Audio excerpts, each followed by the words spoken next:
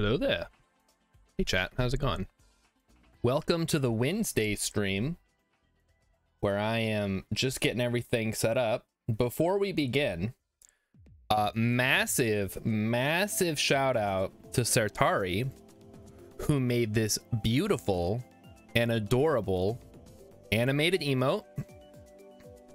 So all you subs out there, you now have access to the Star Shard cat emote, which is like a fun little, like, hi, or like, hi, I'm here.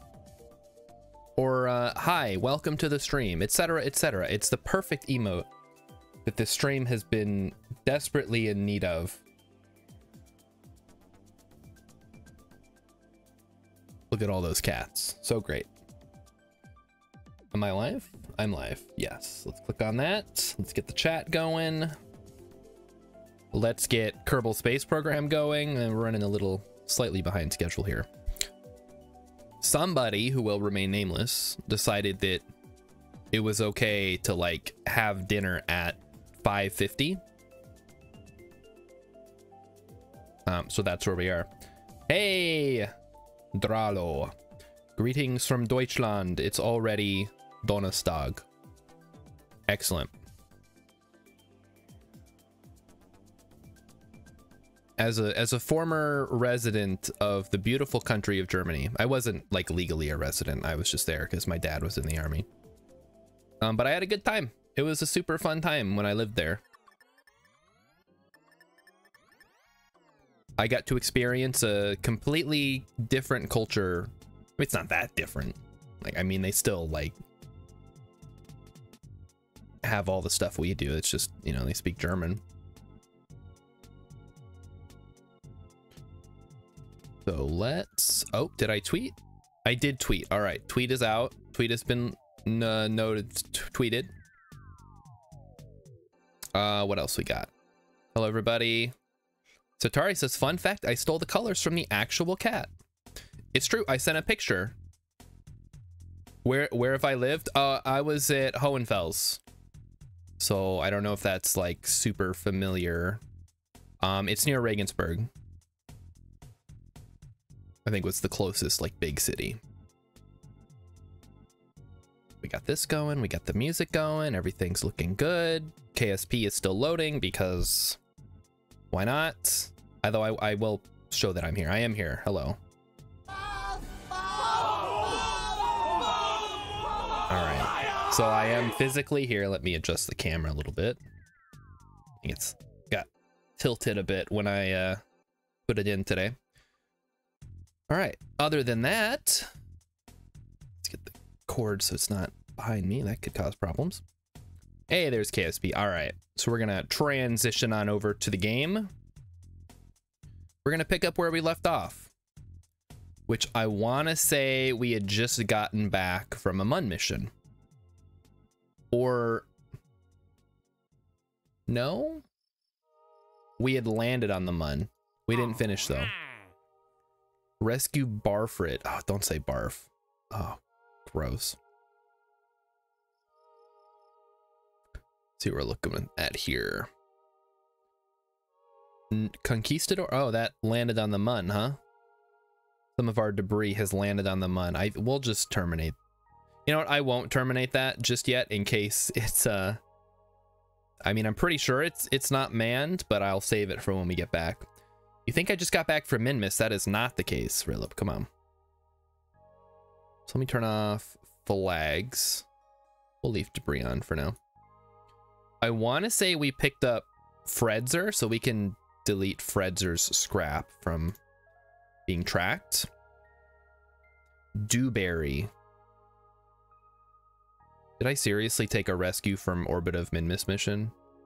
Oh, what is this nasty retrograde orbit they want me to get into? Yuck. We're not doing those. We're not doing this kind of missions. All right, let's fire up the Conquistador. We got to get this new Kerbal pilot home because today we are going interstellar. Well, not interstellar. What's interplanetary, I guess, but not actually. We're just gonna quickly hop out into solar orbit to snag some science. I would also like to, if possible, I think we have enough Delta V, we could hop up to the Midlands. So let's see if we can pull that off, huh? So hop on up. All right, and then we want to go north. Wait, we want to go south. No, no, no, south. Other way, your other north. Take me south. Jeb, you're in charge here, buddy.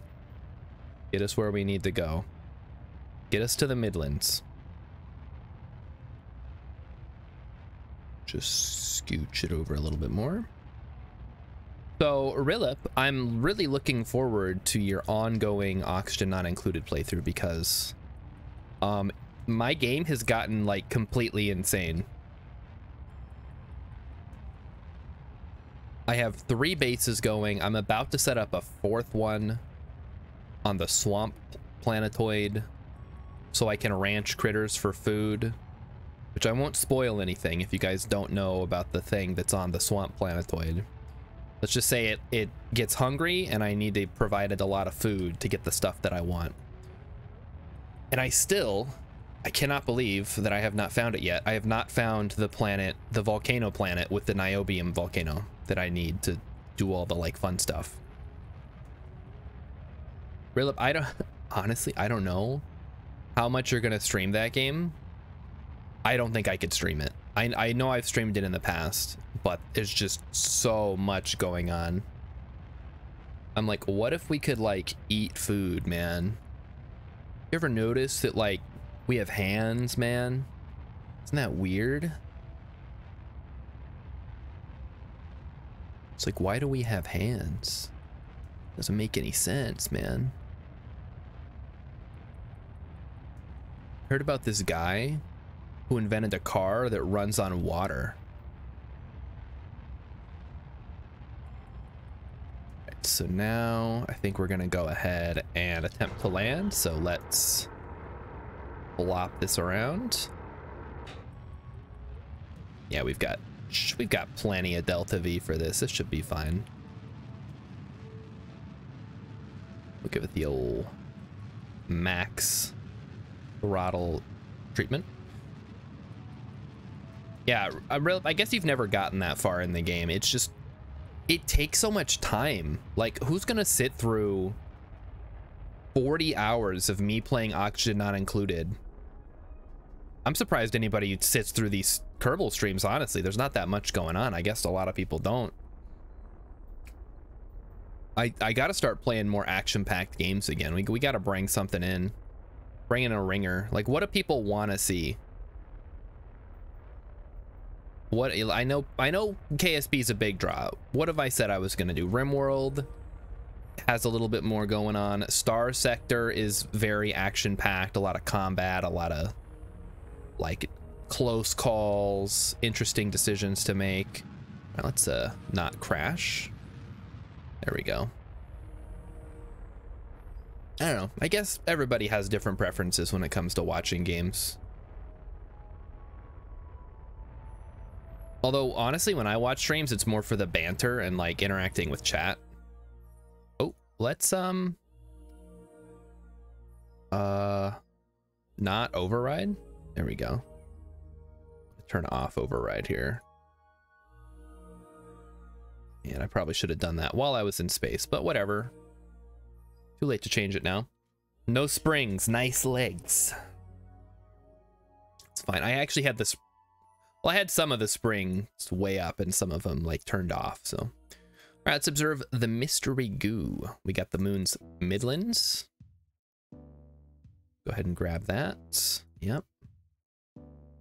Grab barometer. Pressure scan. Temperature scan. Crew report. Yep. We got it. We got it. Bob, hop on out. Do you still have the EVA kit? He does. Good. Take that. Take that. You know, I'm starting to think that maybe I should really invest in one of those little science compartments, because I think it can automatically pull all the data. I don't have to like click on the dozen things to get all the science data out of these. Okay, restore. All right, then hop on down. All right, I guess the EVA pack didn't want to work there, so we'll do an EVA report. Take a surface sample, and let's do some science. Hit that ball as hard as you can, Bob. Let's see how far she flies. Ooh. Ooh. And she's gone. Try that on Jewel. To collect all features of the science modules, nice. Yeah, that's... Rilip wants to stream more Midnight Suns, but the performance... Oh, I saw that. I was watching I was watching a Northern Lion clip where he was playing it, and it was just chugging. I'm like, what the heck? This is worse performance than XCOM 2. Which I guess makes sense, kind of, but it's still frustrating. All right, take data and then store. Can I store? Ooh, okay. Oh, sure. I don't know which one we had to delete. Material science. Okay, not all items could be stored. Fine, whatever. Guess it's not going to specify which one. For automated science collection, just have an experiment storage. Yeah, that's what I was talking about. I never remember to add it because they added that part after I had basically learned all the ways that I play, and I never incorporated it into my gameplay. All right, so we have a couple of options. We could maybe hop to this crater here. I don't know if this actually counts as a different biome. I think it does. It looks like a crater. Is it worth hopping over there though?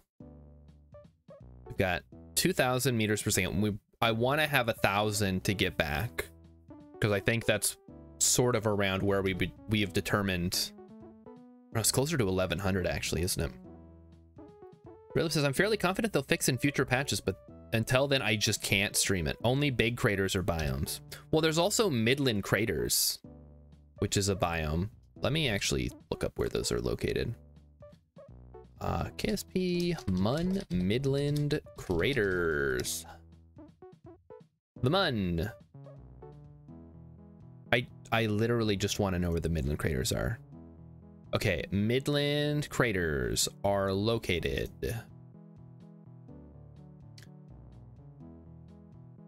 Okay, it doesn't actually tell me. Cool.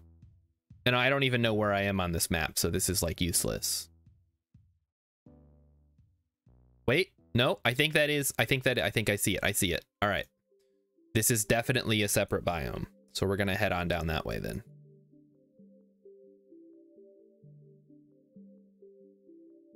So if we're gonna do that, it may count as lowlands. I'll take lowlands too. I don't think we've gotten that.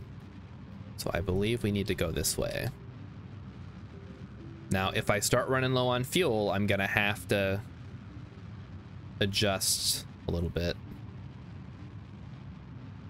Let's go that way.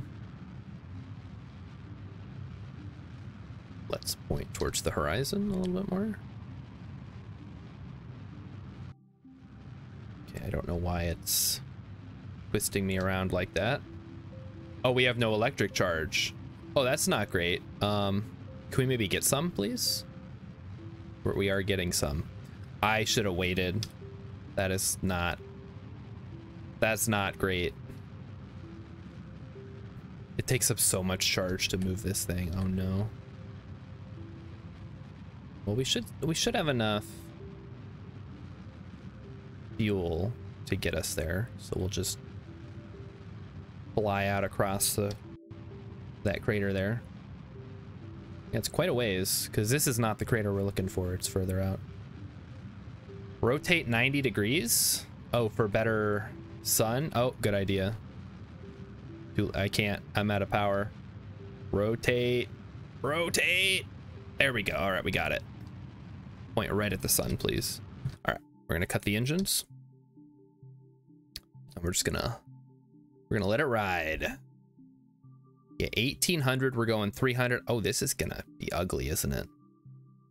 It's fine. It's fine. It's fine. It's fine. It's fine. As long as we can get into orbit around the Mun, we should be safe.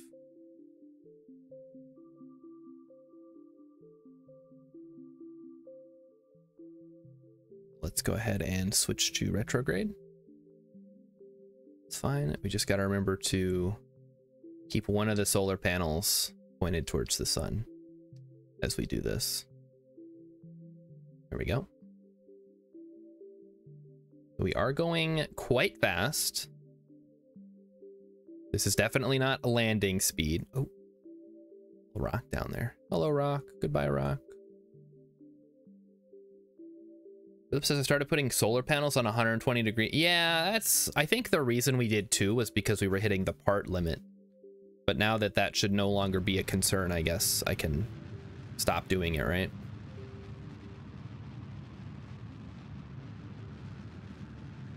Okay, let's slow things down.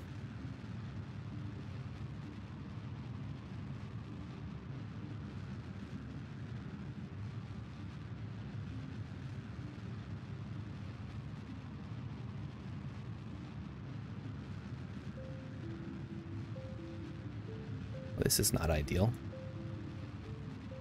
I don't think we're slowing down fast enough. So I'm gonna go ahead and boost us up a bit. Try this a little bit more. Ooh, should have put a stronger engine on this. No, we're good. We're good. It's fine. It's fine. It's fine. We're good.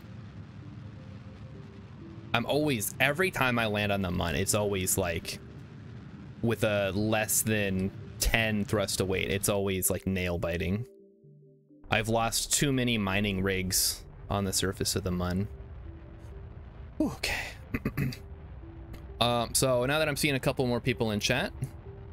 Yes, so I sent Sartari $300 in Best Buy gift cards. I didn't know Sartari was Indian though. So that was interesting. But now we're gonna land on the Mun. Oh, right, I was gonna say, Sartari made that awesome emote. Try it out if you're a sub, or I guess use channel points to buy access. Oh no, you can't buy animated emotes with channel points. I've tried it. I don't know why. It's really weird. Should be able to. Okay, and spoosh. All right, we're good. All right, one more batch of science. Let's go. Midland Craters. Midland Craters we're at. Reports. Material study. Yep. Goo. Yep. All right, Bob, hop out. Oh, wait, hold on. Did we get the crew report? Yes, we did. Okay. Bob, hop back out. I want you to grab thermometer. The barometer. We haven't got the seismometer yet, have we? Oh, that sucks. Okay, get up, Bob. You're fine. Or you're not. Okay, whatever. We'll figure it out. There we go. A little janky. Collect it. Collect it. Restore it. Restore it. And injure yourself, I guess. Okay, there we go. We're fine. It's fine. Try the mod cur. Uh-oh. No mods. I refuse. You can't make me. One day I will do a like a fully modded KSP playthrough. Maybe, if there's an interest in that. Adds more displays like horizontal and vertical velocity biome. Oh, the biome name would be amazing. And you were hoping to hear Emmy shout what? She's not here right now. She's at her mom's house. So you will not be able to hear her say anything, unfortunately. As much as I would like to. Do I need anything else? Should I plant a flag? I don't really have a mission for it. Yeah, I'm not gonna bother. All right, let's just head back. I think we've exhausted my supply of Delta V. All right, all aboard. Close everything up. It is time now to get into orbit. Everybody ready? Fredzer, you ready to learn? Actually, you know what, Fredzer? I'm gonna have you hop out because I need you to get some experience here. All right, so this is the Midland Craters, right? Midland Craters.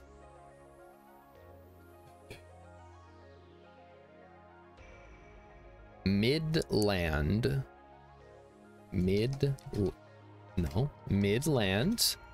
Craters.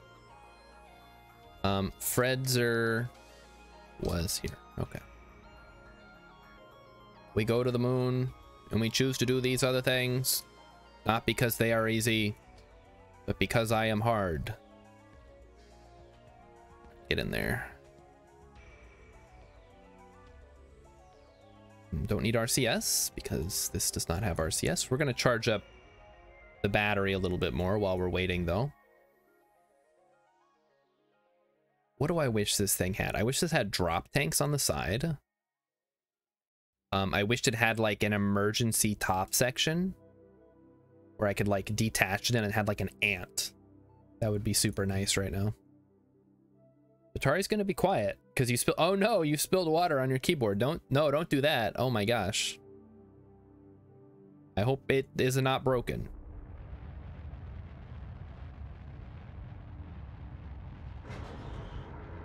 That would suck. I probably need to get a new keyboard because this isn't an RGB gamer keyboard, and all my friends have RGB gamer keyboards, and they're always like, Starshard, why don't you have an RGB gamer keyboard like us? Are you not a real gamer? And I'm like, listen, this Hewlett-Packard keyboard that I don't even know where I got it is doing just fine. Thank you very much. Do I know what the initial goal for Artemis was? Spoiler, not the moon landing. It was to test the possibility of orbital intimate relations, I believe. They were going to send a man and a woman up there and just kind of see what happened. But no, I have no idea. Oh, wait. Oh, this... Okay. Like the modern Artemis. Which is the only one that there is. For some reason, I was stuck in like the 60s because I was doing my JFK thing. So tell me more about this Artemis mission. What's it all about?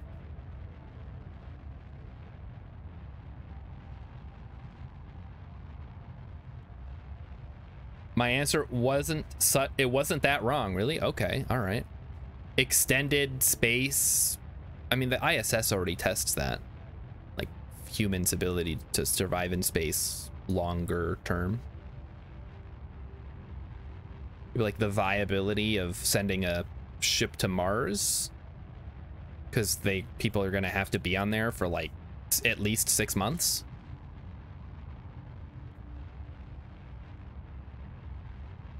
So I think we're in a pretty good position here. Just gonna go ahead and burn until we're in orbit.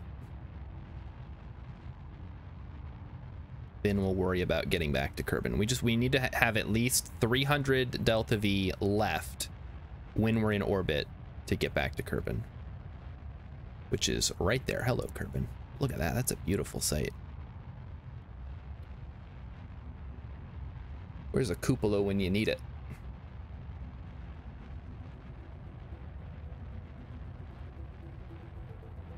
Right.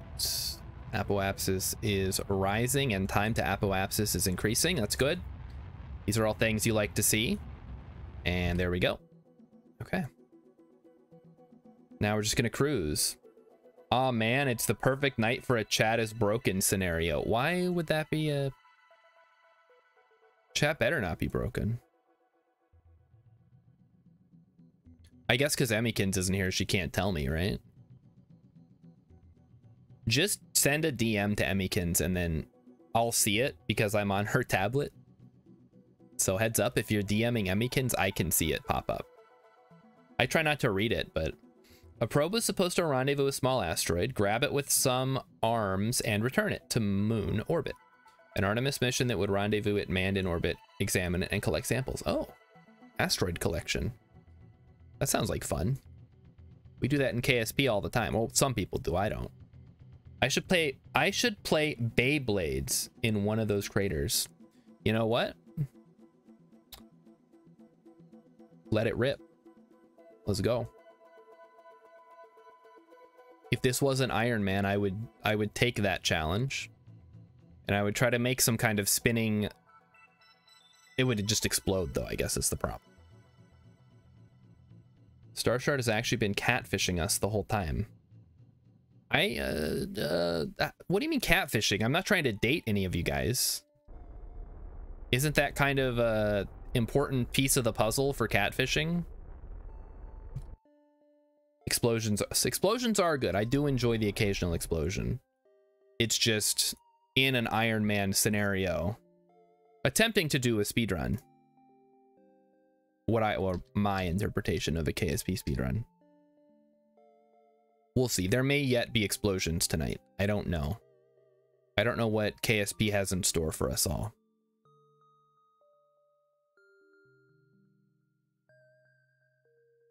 All right, let's I think we should be able to time warp now.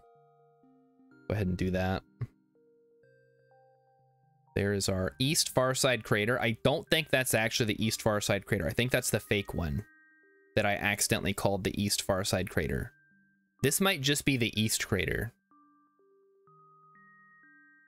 What speedrun am I doing? I don't know that it has like a real name.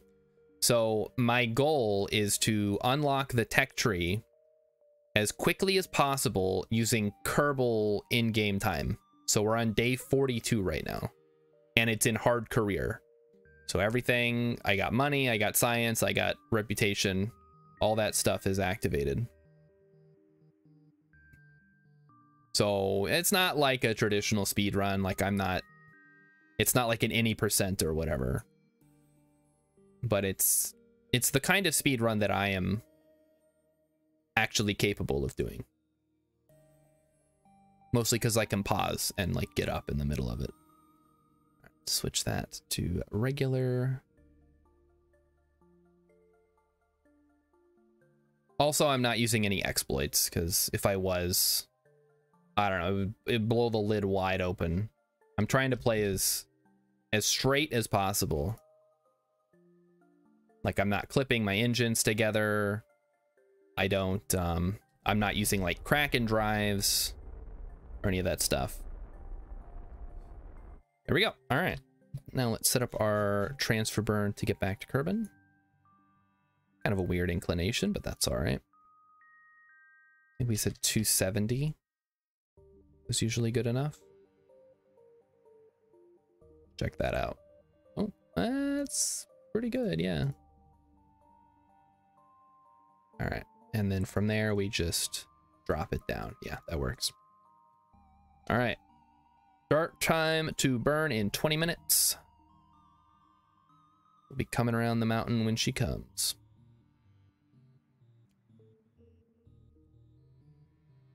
How's the music tonight, chat? Can you guys hear it? Again, it's not supposed to overpower me. It's just supposed to be something that is not silence if I'm not speaking at that particular moment.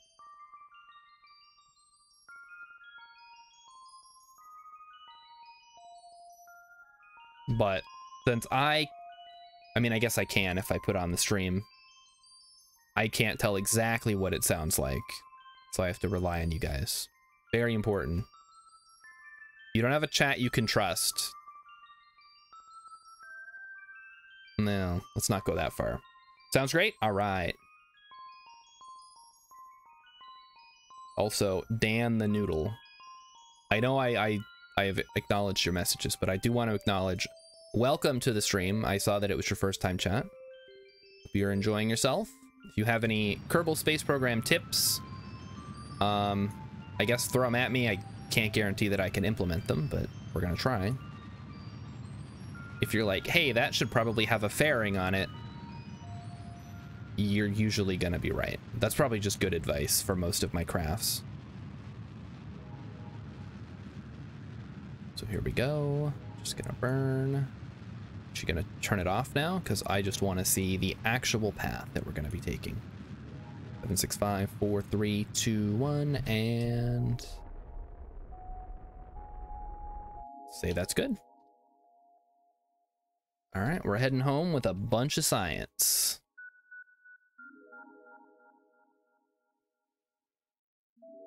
So let's put that 10 seconds. Now we warp.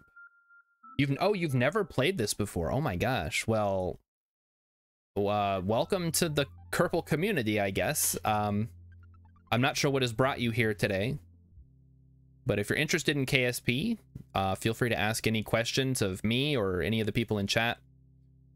Most of us play. Emmykins does not play, but that's okay. She watches me play, which is good enough. If you are excited about KSP 2, then I guess get in line, because most of us are. Me less so. My expectations are very tempered, because it sounds like they're going to be doing a very tiered release with like, here's kind of part of the game, and then like 6 months later, here's career mode or whatever. Right, stuff like that, you know. Rilla, Sotari, feel free to jump in with like your thoughts on KSP 2, because sometimes I feel like I'm in the extreme minority of people who are not as hyped. I know Urban is like super hyped. He's gonna do like a 24-hour stream or whatever when it comes out. I know Matt Comart's very hyped. Again, I have been burned in the past by games that I was extremely highly anticipating, so trying not to get my hopes up. If it's really good, awesome. If it's not, whatever. You know, we've always had KSP 1. KSP is all about explosions and killing Kerbals while they smile. Well, Jeb would certainly agree with you. Don't be afraid of some physics and orbital mechanics. Yes. You definitely have to, if you're gonna start playing for the first time, you have to be like, this stuff is gonna blow up, and that's okay. In this case, I've played long enough, I've learned enough, and I'm playing on a difficulty where I cannot reload a quick save, I cannot revert to launch. Everything has to go smoothly, or else I have to live with the consequences. But if you're just playing normal mode, I mean, just go crazy, do whatever you want. Relip is looking forward to when there's something to it, but for right now, I'm waiting to see what they do. I'm pretty pessimistic that Day Zero content will be worthwhile. Yeah, that's about where I'm at. I'm more interested, of course, in the campaign, the career stuff, the set up colony on this planet to generate this resource to make these parts. That's what really is interesting to me, because I remember at some point in KSP 1's release schedule, somebody had posted this big resource tree where you could gather different resources from different planets and you could synthesize them or whatever into new, better fuels, and that never materialized. It was just, we got ore and you turn it into fuel. That's all you got. And that's so boring to me. I'm sure there's mod. People are gonna be like, well, there's a mod for that. Yes, I know there's a mod for that. Come on. Practice, practice, practice. Yeah, definitely. I mean, it's been out. The game has been out for like 10 years now, and I've basically been playing it in some capacity for those 10 years. How many hours do I have in this game? On Steam alone, I have almost 1,500 hours. So that's a it's a lot of hours, and I was playing it before it released on Steam as well, which is I could have been doing something else with all that time. What the heck, man? It's too much time to spend on one game. I think we can go ahead and decouple here. Let's go retrograde, and time to re-enter. Now, chat, do not let me forget to open the parachute this time. I really, really don't want to have another incident where we lose a whole bunch of Kerbals because I got distracted. Goodbye. I'll remember you all in therapy. Why not just open it now? Can I? Is that allowed? I don't know. I am from the old school days of when if you deploy it, it'll explode, but I guess I'll try opening it now. Don't let me forget to remind you. Remind you what? Baskok says depends on the rules you set. So if I have it set to deploy when safe, it'll only deploy when it's safe. I guess that makes sense. Again, all of the habits that I've learned playing this game were learned before they added a ton of these features. So if you're like, oh, just use this feature, I'm like, I didn't know that feature existed because I've been playing without that feature. I used to calculate the delta V of my rockets by hand. Let me tell you, it was not pretty. And most of the time I wouldn't even bother calculating it. I'd just be like, I would test a design until it had the right amount of delta V to do what I needed it to do. And then just kind of hope for the best. Yeah, I had to count on my fingers and toes. Yeah, exactly. Rilip knows, he was there. He did the same thing. All right, where are we? Also, Vaxok. I hope I'm saying that correctly. Welcome to the channel. Hope you're enjoying the Kerbal content and the wonderful space music. Courtesy of... I actually don't know what this is from. This is from Mario Party 9. Really? This is pretty good for Mario Party music. You made an Excel sheet. That would be smart. I mean, it's easy enough if you can get your... As long as you have all the numbers, you don't really need to do the calculation each time. Yeah, you can just use a spreadsheet. This was before I got really into Excel, though. So I wouldn't have known what I was doing. So here it comes. We're gonna land on... I assume this is grasslands, which we have already gotten the science for. We probably don't have a surface sample though, so we'll get that extra 5 science.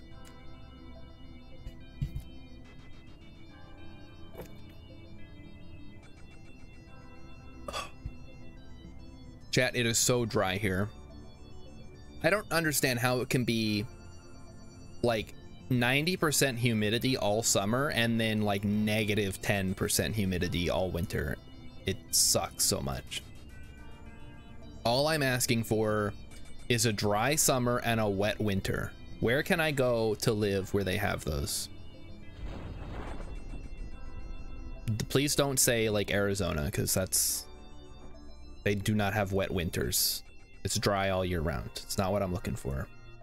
Although I would get to hang out with Alien, which could be fun. Emmykins would enjoy that. Hey, is it Wert Gamer or Vert Gamer? We're gonna go with the English pronunciation, say Wert Gamer. Welcome. Give you a little welcome to the stream there. Visit Britain, it's always wet. I don't want it to always be wet though. I like sometimes when it's dry. That is one of the countries though that I would like to visit. When I lived in Germany, I went to, well, let me think. Austria, Slovakia. No, it was Slovenia. Austria, Slovenia, Italy, France, Belgium. Is that really it? Oh no. If this is a speedrun, why not just... It's a in-game time speedrun. So we're going off of this little clock up here at the top left. Otherwise, I don't know. There would be way too much time warp for my taste. It would be crazy. Utah's weather's dry in the summer and kind of wet in the winter. All right, I should... Oh, hold on, I gotta get out. Bob. Oh, this is Terraria. Nice. I have not played Terraria in so long. Need a surface sample. And we'll do a EVA science. All right. How far does the ball go out here in the grasslands? Try to get it on the green. Boop. And there she goes. Trello's been 6 months in South England as an exchange student. Definitely a different climate. Yeah. I guess it depends on where you live in Germany as well. Because I live, of course, in Bavaria, or as they say in German, Bayern. I don't know why we have different names for things. but I imagine it's different if you live like up on coastal Germany, like up in the north, or if you live up in like the mountains in the south. Also, I mean, Germany's a big country, got a lot of climates. Okay, let's check. Contract complete. Good. What do we have next for missions? We have a rescue mission. We have another rescue mission. All right, I think we got to do another min-miss one. Let's throw together a quick min-miss mission. I'm also going to do one now that we have enough pilots. Also, how much science did that net us? I didn't even look. It was near Dortmund. Or Dortmund. Dortmund? Dortmund? South England is just a bit further than Munich from here. We have 2200 science. What can we get here? Landing, control, that doesn't really help us. Again, I'm really trying to get to the gravioli detector would be really good for science. When do we get... There it is, electronics. All right, so we can either go precision engineering, that's going to give us the weather analyzer and a bunch of stuff we don't need. I think the power is better, and then we'll grab the seismometer. And then, oh, Vert Gamer has followed. Thank you very much. Excellent. Give you one of those. All right, chat. I want to run this idea by you because again, the mobile processing lab is infinite science, but it takes a long time and eats up probably 2 of my scientists. I don't. Maybe that is the strategy. You like bum rush the mobile processing lab and just send out a bunch. The problem is we only have the one scientist. We only have Bob. So I don't know. I don't think we need nuclear power. Maybe we grab aerodynamics just so we can do some of the biomes on Kerbin. Actuators gives us nothing that we need. In a year, you can expect to get only a 5. Well, it depends on where it's parked, right? Oh, gonna do the games list. Good choice. That has not been updated in a while, but I think it has basically everything anybody would be interested in me actually streaming.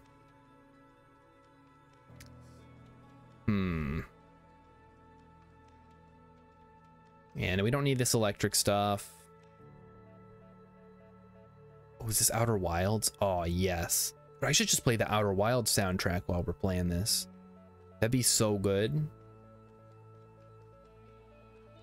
None of this stuff is beneficial. We can't, I don't think we can afford to upgrade R&D either. 3 million? Are you kidding me? There's, how the heck do we get that much money? What the heck? Oh no, we gotta start doing more like crazy missions. Land on the Mun?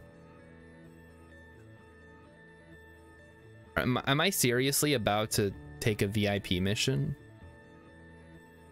Could it be better than Super Mario Galaxy? See, that's the thing. Super Mario Galaxy is also on the playlist. But Outer Wilds is just so evocative. Like, don't get me wrong, I love Super Mario Galaxy music, but when I hear Outer Wilds music, I think of Outer Wilds, and that's enough. Like, I don't need much more than that. Okay, we're gonna do a quick rescue mission. Hopefully we get a scientist. So you guys know what's gonna happen here. I'm gonna throw the prediction up on the screen. Throw your hard-earned shards at that. The lab output relies on number and level of scientist and distance from Kerbin. In a Duna orbit output is doubled. Yeah. So the lack of scientist is really hurting us here because we just have, oh no, we have Durful. No, that's a higher. Yeah, we just have Bob. We have Bob and then like 20 engineers. Great. So I'm going to launch a couple of missions in quick succession here. First, we're going to start with the rescue mission, which is going to use the Rescuer Mark 1. We're not going to send Jeb. I think we're going to just send Valentina here. I should probably also look at where his thing is. If you want to know the class of Kerbal to rescue in advance, look into Astronaut Complex under assigned. Hold on. Is that a real thing? Okay, I'm not going to do it right now. But if that's a real thing, I mean, it doesn't matter because I can't tell before I take the mission anyway. But that's huge, big if true.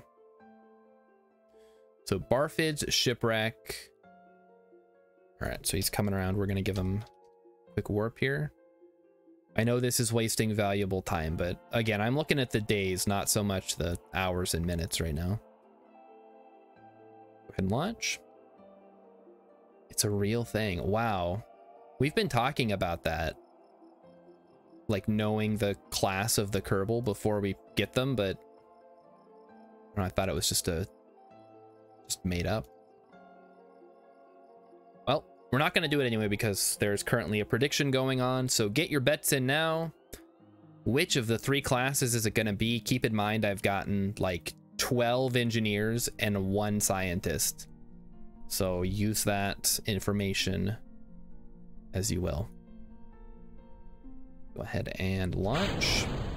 I remember how this thing's supposed to fly when it takes off. I need more standardized rocket designs. Problem is, they all do different things. They can't just have a one launcher stage, you know? You're not betting this time? You don't think it's engineer? Well, then wouldn't you bet on one of the other ones? I wish it was like roulette and you could split your bet. Like I'm gonna put 1,000 on pilot, put 1,000 on scientist. And then if one of those pays out, you're good. I guess that would get way too complicated. You only bet engineer, okay. What if it's an engineer? You're gonna feel so silly. I hope it's not an engineer. I'm sick of getting those.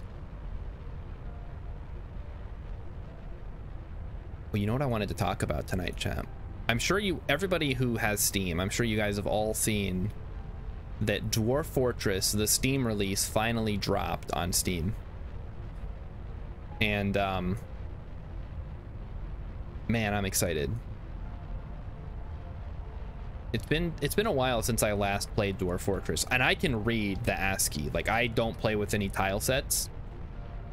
So this is just like a nice bonus on top of like the regular gameplay. A lot of the UI stuff being more mouse centric now. You can click on things. I don't have to use the keyboard, although I got really good at using the keyboard. So I don't know how much that's going to benefit me, but it's certainly nice for all of you guys out there who were like, well, I don't want to play Dwarf Fortress because it looks too hard. Dwarf Fortress Stream Edition is trending on Twitch right now. I believe it. Yeah, a lot of the streamers that I follow, or at least one of them was playing it. I keep getting recommended people who are streaming it. Again, I'm not going to stream it because I'm too small. I would get lost in the sauce. But definitely something I've played in the past and would be interested in playing again. So let's go ahead and set that as target. All right, we're a little bit ahead, so we're gonna have to make our orbit a little bit bigger. All right, Valentina, show us what you got.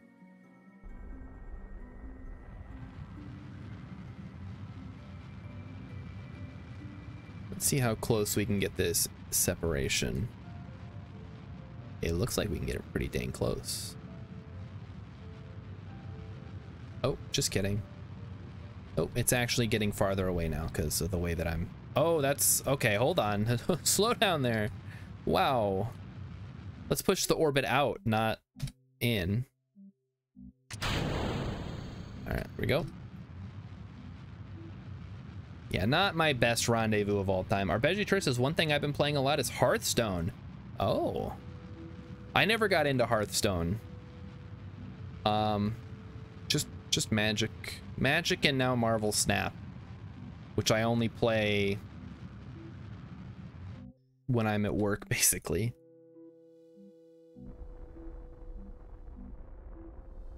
I think I played Gwent like for a couple of games and I was like, I don't know, this isn't really for me.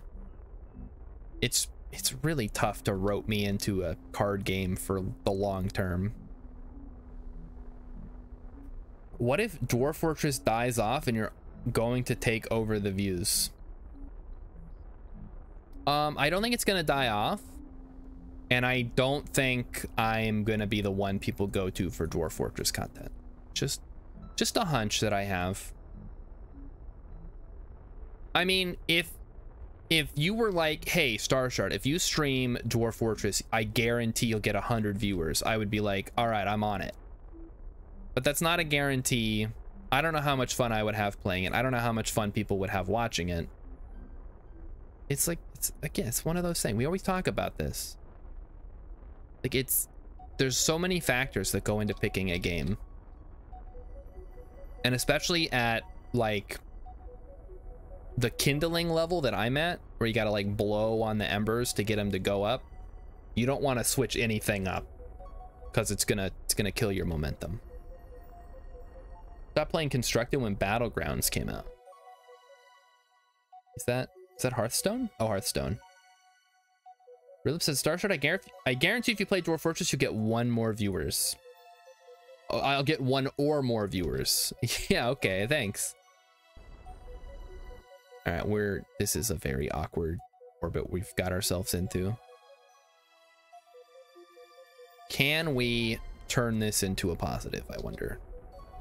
I think we can. Get that separation down. So keep an eye on this one.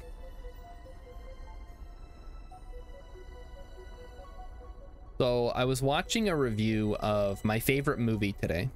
You guys all know my favorite movie, right? I've talked about this on stream several times. People are always like, Starshard, what's your favorite movie? And I'm like, I've had the same favorite movie since I was 12, and it is insert movie title here. And they made some really good points about like how sloppy a lot of the plot is. And I 100% agree. Like, there's a lot. I like the aesthetics of the movie. I like the setting. I like some of the characters. I like the world building. But yeah, the plot definitely is not great. Morbius. I'm really looking forward to Morbius 2. It's Morbin time. Because I like it when he says it's Morbin time and then Morbs all over those guys. Let's do this. Arpeggio says, oh my goodness, the water here is award-winning. Wait, what? Like, where you live? They have award-winning water? Do you live in Fiji, by chance? Oh, turn. There we go, and we're good. The movie is The Gate. It is not The Gate. Hold on, is The Gate the movie? What is The Gate? The Gate movie.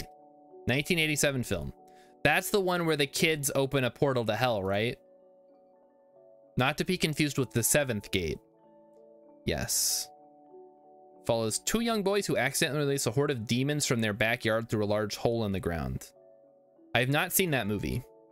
I might like it. I don't know. When I saw a clip of it, it reminded me a lot of Small Soldiers. There's springs all over the place. Okay. Award-winning water. Dude, I wish our water here was good. It sucks, though. I mean, it's drinkable. I'm drinking it right now. But it's like, it's really hard water, and I'm too stubborn to get a water softener, so it just kind of like cakes everything in this weird, whatever you call it. I don't know. The calcium deposits and all that. Apparently it's safe to drink, which is good for me because I drink a lot of it. Hopefully it's not slowly killing me. All right, there's our target right there. All right, show me potato salad. see what we got here. This Barfred is a pilot. Hey, who had pilot? Congratulations. 88% went pilot. Wow. Okay. Well, whoever went pilot, you're gonna get a couple of channel points. Sorority Babes and the Slime Ball Bolorama? Are these real movies? The well here is so deep that it needs to be filtered for radon. Oh my god. Watch out for that uranium in your water supply. There's radon around here too, but I don't spend enough time in the basement, so I don't get it checked. It's not a finished basement, although that's where the shower is. Chat, have I told you guys how much my house sucks? Like, it's an old house. It has a half bathroom on the main floor, and then it has the shower in the basement, which is bad. Like, it that sucks by itself, but also the shower sucks. Like, regardless of the fact that it's down in the basement, like with all the, like, I don't know, rodents or whatever that live down there. I know we had the thing about the bat, remember? Where Emmykins wouldn't go down in the basement because I saw a bat. That is jank. Yeah, I want to say this house was built before like indoor plumbing became a thing, and they just kind of were like, well, we need a bathroom for this house to sell it. Can we just throw a shower in the basement and like call it a day? No, it's super bad, but also the rent is like extremely cheap, so I can't complain too much. It hasn't gone up in 10 years that I've lived here, and it was already low to begin with, so I don't know. We're gonna take the good with the bad, right?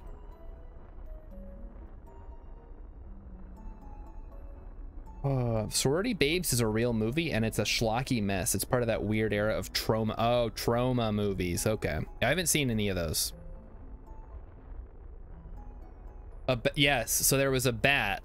All right, so what happened was I was just downstairs because all right, so a little some information about Emmykins here.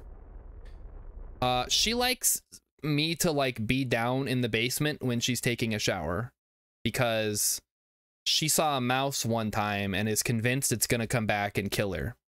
So I go down there to basically protect her from mice. And one night I was sitting down there, I was on my phone, waiting for her to finish her 30-minute long shower, and I see a shadow on the ground because I'm looking down. The light is up on the ceiling. I see a shadow of a bat or something flying. I'm pretty sure it was a bat. So here it comes, it flies down, and then it takes off into the dark part of the basement. I'm just there on my phone. I look up, I see it flying towards me, and then take off in the other direction. And I'm like, whoa.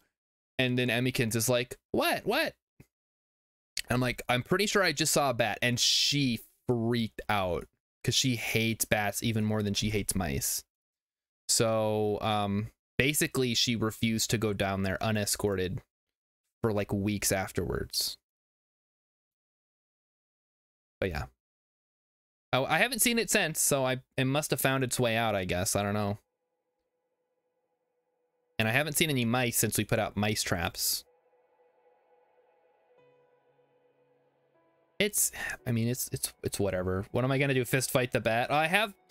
All right. So when we lived in New York, so Rilip, I know bats are I like bats. I think bats are good. She doesn't hate bats. She just doesn't like them in the house.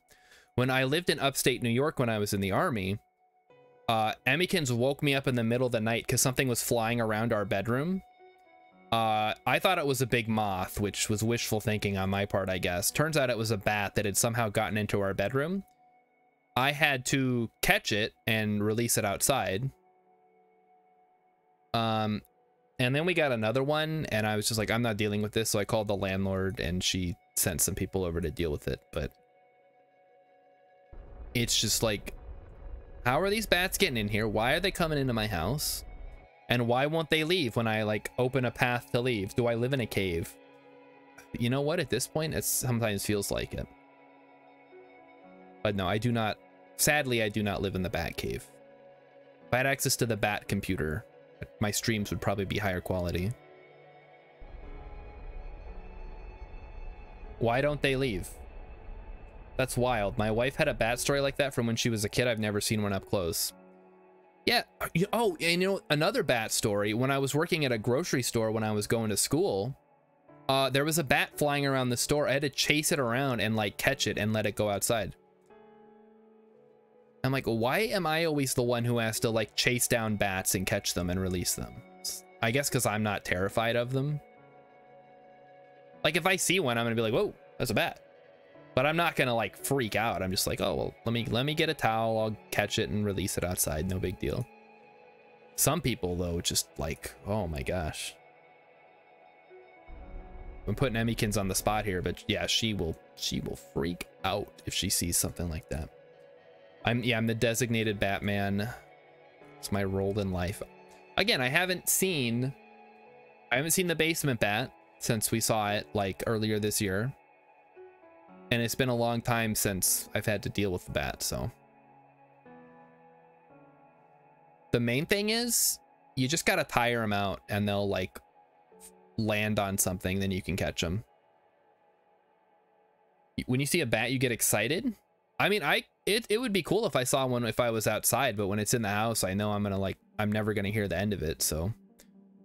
It's not quite an exciting time for me. A German female streamer fell asleep while streaming on her couch. People were still watching her. After an hour, a cockroach crawled on the floor below the couch. Watchers clipped it. Next day, the whole chat told her to watch the clip and clipped her reaction. Oh my gosh. She cried because there was a cockroach? Am I sure it wasn't a moth? In my basement, I am 100% sure. The light very sharply silhouetted the bat outline. I guess it could have been a very large, leathery moth. When people watch this stream of someone sleeping, am I doing this all wrong? I guess a female streamer is like, it's probably a little bit more interesting to watch sleep.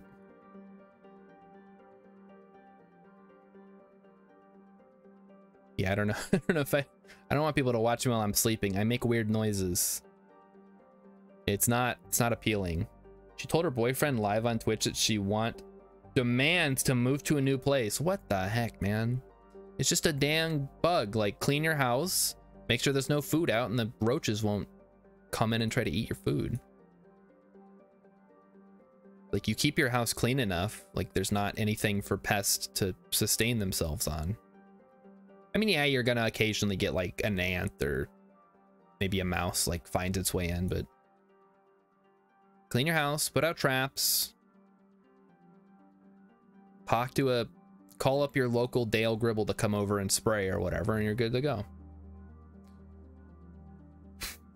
All right, here we go. Re-entry with one of our more experimental re-entry vehicle designs, which we have definitely seen have some issues in the past. But I think as long as we're holding a retrograde, we should be safe. What time is it? 7:04. So 30 minutes. In 30 minutes, chat.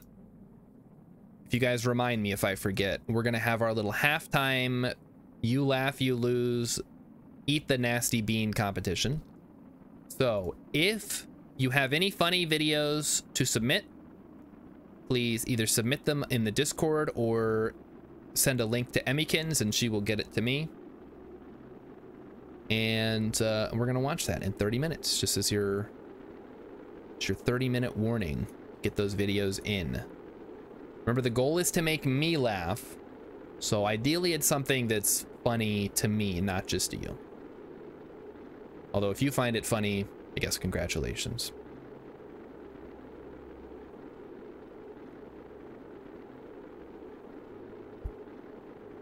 So another pilot's actually not terrible, but I would really like to get another scientist.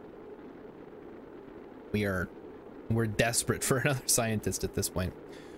When I worked in a call center, I used to doodle little cutouts and hang them in the cubicles. It's a little late for the convo, but I had to find it. Philip says I'm a hard man to please on videos. Oh, look at that little bat. That's so cute. He's got the headset on upside down because he's hanging upside down. That's adorable. What the heck, man? I was talking to Sartari yesterday because apparently they just do art as a hobby, but they're so good. It's like I want them to be like find a way to like turn that into something, because the art is really, really good. It's like, it's the perfect like cartoony style that is great for Twitch emotes, I guess, and like comics.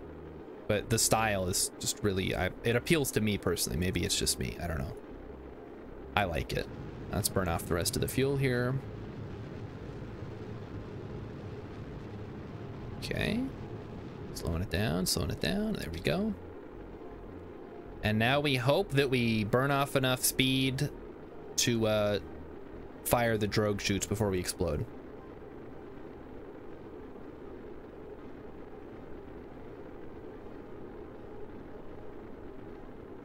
What do I do at work instead of doodling and improving my art skills? I guess I just read the same articles over and over again on Reddit because nothing ever updates while I'm at work. It's like, oh, what's happening in world news? Okay, Reddit. And I'm like 20 minutes later, I'm like, I wonder if anything's updated. Nope. Nothing is updated. Still the same news. Like, well, what if I go to a different subreddit? Nope, nothing's updated. Sometimes I feel like it's like the definition of insanity, right? It's like I keep going back and nothing changes. Why don't I use my free time at work to like do something that's going to improve my life? I try. I do sometimes. Sometimes I'll do a little Duolingo. I'll brush up on my Arabic. Sometimes I'll like watch some kind of class to brush up on my math skills. Do you guys know that 3 times 3 is 9? Yeah, Zatari's, yeah. Close Reddit, open Reddit, get confused. Like, why did I close the window in the first place if I was just gonna open it back up again? And I don't know if it's just because I have millennial brain. Like, I watched one too many episodes of SpongeBob and now I can't handle living in the real world. Or if it's something wrong with me specifically, or if everyone's like that to a certain extent. Dan the Noodle, hey, thank you for the follow. I'm gonna give you one of these too. Excellent. Enjoy your complimentary shards emote, or I guess they're crystals, whatever. This is them, the follower emotes. That's not like a super good emote, but I figure it's like kind of a cool picture and it makes a good emote, so it's what we're using. It's also the channel points.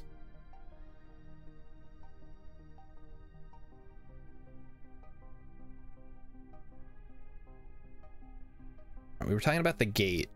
Okay, so does anybody know, was I old enough for a German? No, I wasn't. I turned, how old was I when I lived in Germany? I think I turned 15 in Germany.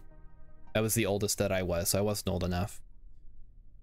Plus I lived on a military base, so it's like, you know, well, no, we didn't live on the base, we lived off base, but I went to school on base and everything.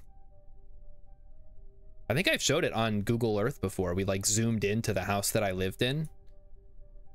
Kind of fun. Yeah, with the engine returning. So the reason I did that was to save a little bit of money.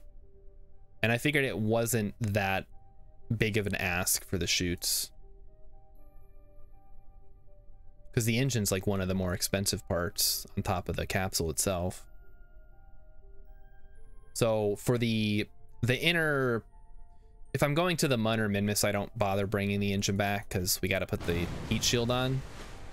But for these low Kerbin orbits, I find that it's worth it. Okay, well, I was in the middle of something when I got distracted by chat again. Does anybody know, anybody in this chat room besides Emmykins, know, or have I said on stream before what my favorite movie is of all time? You don't get anything if you say it. I guess I'll congratulate you for guessing correctly or knowing, remembering, depending on. All right, I'll give you a hint. Rilip, it was 100% not Parasite. So I'll give you a couple of hints. I picked my favorite movie when I was 12, 11 or 12. When I was, let's say I was 11.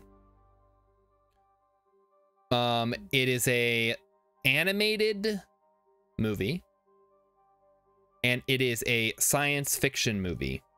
It is not elves. It's not elves. No, it is not elves. Do we seriously? We just have a Minmus? Oh, we got to go back to Minmus. All right. So we're gonna launch a couple of missions here. Step one, we got to go back to Minmus. So let's load up a conquistador.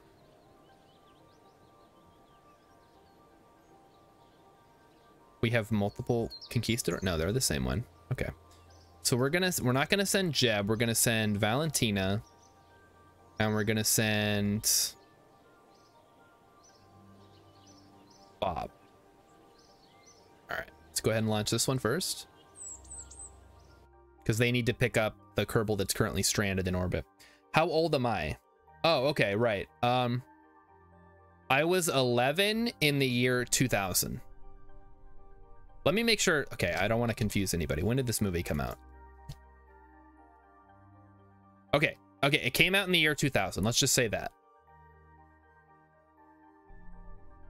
It was an animated movie in the science fiction genre. That's gonna narrow it down too much.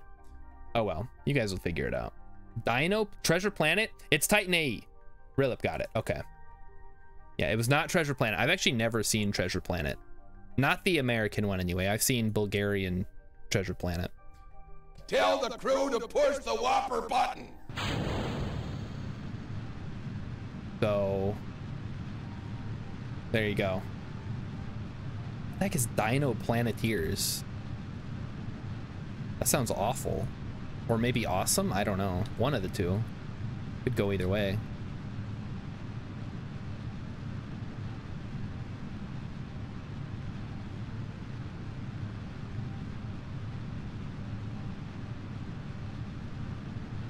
Let's do a nice little launch here. Is this extremely expensive for a trip to Minmus? Yes. Is it awesome? Also yes. Is it overkill? I don't think there's such a thing as overkill in KSP. You can never have too much Delta V to work with.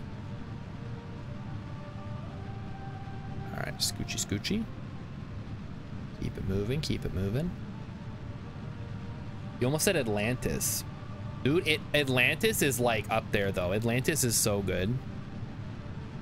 If it wasn't Titan AE, my favorite movie would probably be Atlantis, considering they came out around the same time. And I think I told you guys, when Atlantis came out, I saw it in theaters like 4 times.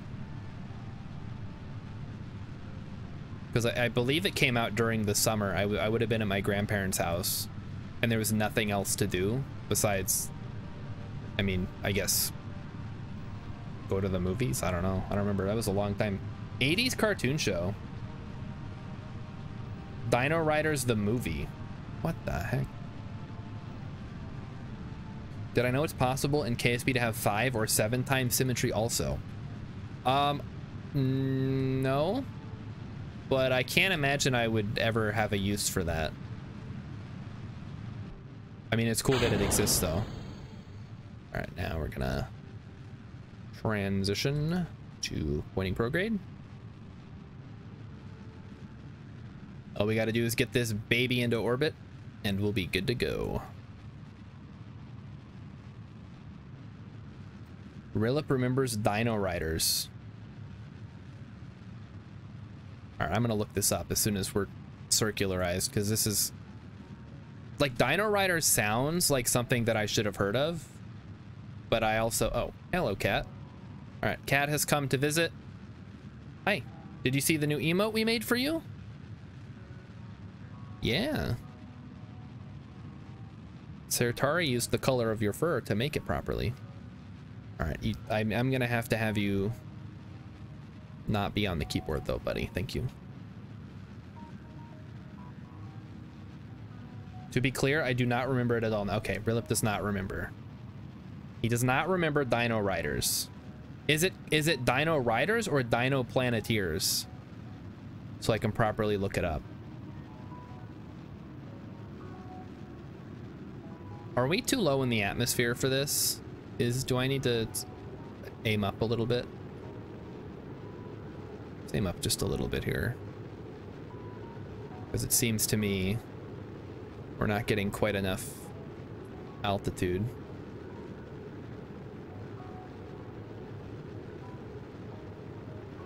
Also, we're getting a little hot, so maybe we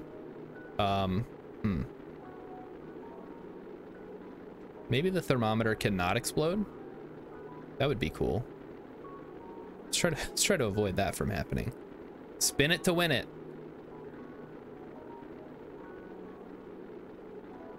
One of those instances where a fairing might have been useful. What was this about, He-Man? Easy to explain. Mount boosters in 6x symmetry. Remove one decoupler from symmetry and remove it. Grab a remaining decoupler, and KSP will use 5x symmetry. Oh, how fun.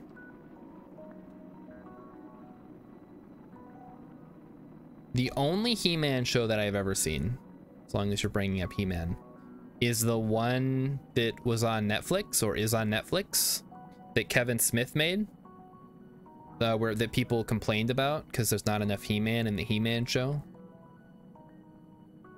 And they got Mark Hamill to play Skeletor. He-Man as well as Dino Riders. Well, what about Jason the Wheeled Warriors? Wasn't that also designed to sell toys?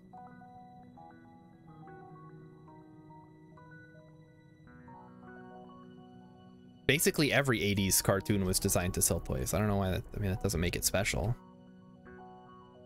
Whoa, look at this. Our orbit is so good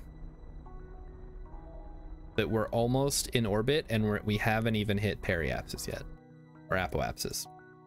To be fair, he killed both He-Man. Hey, spoiler alert, but yes.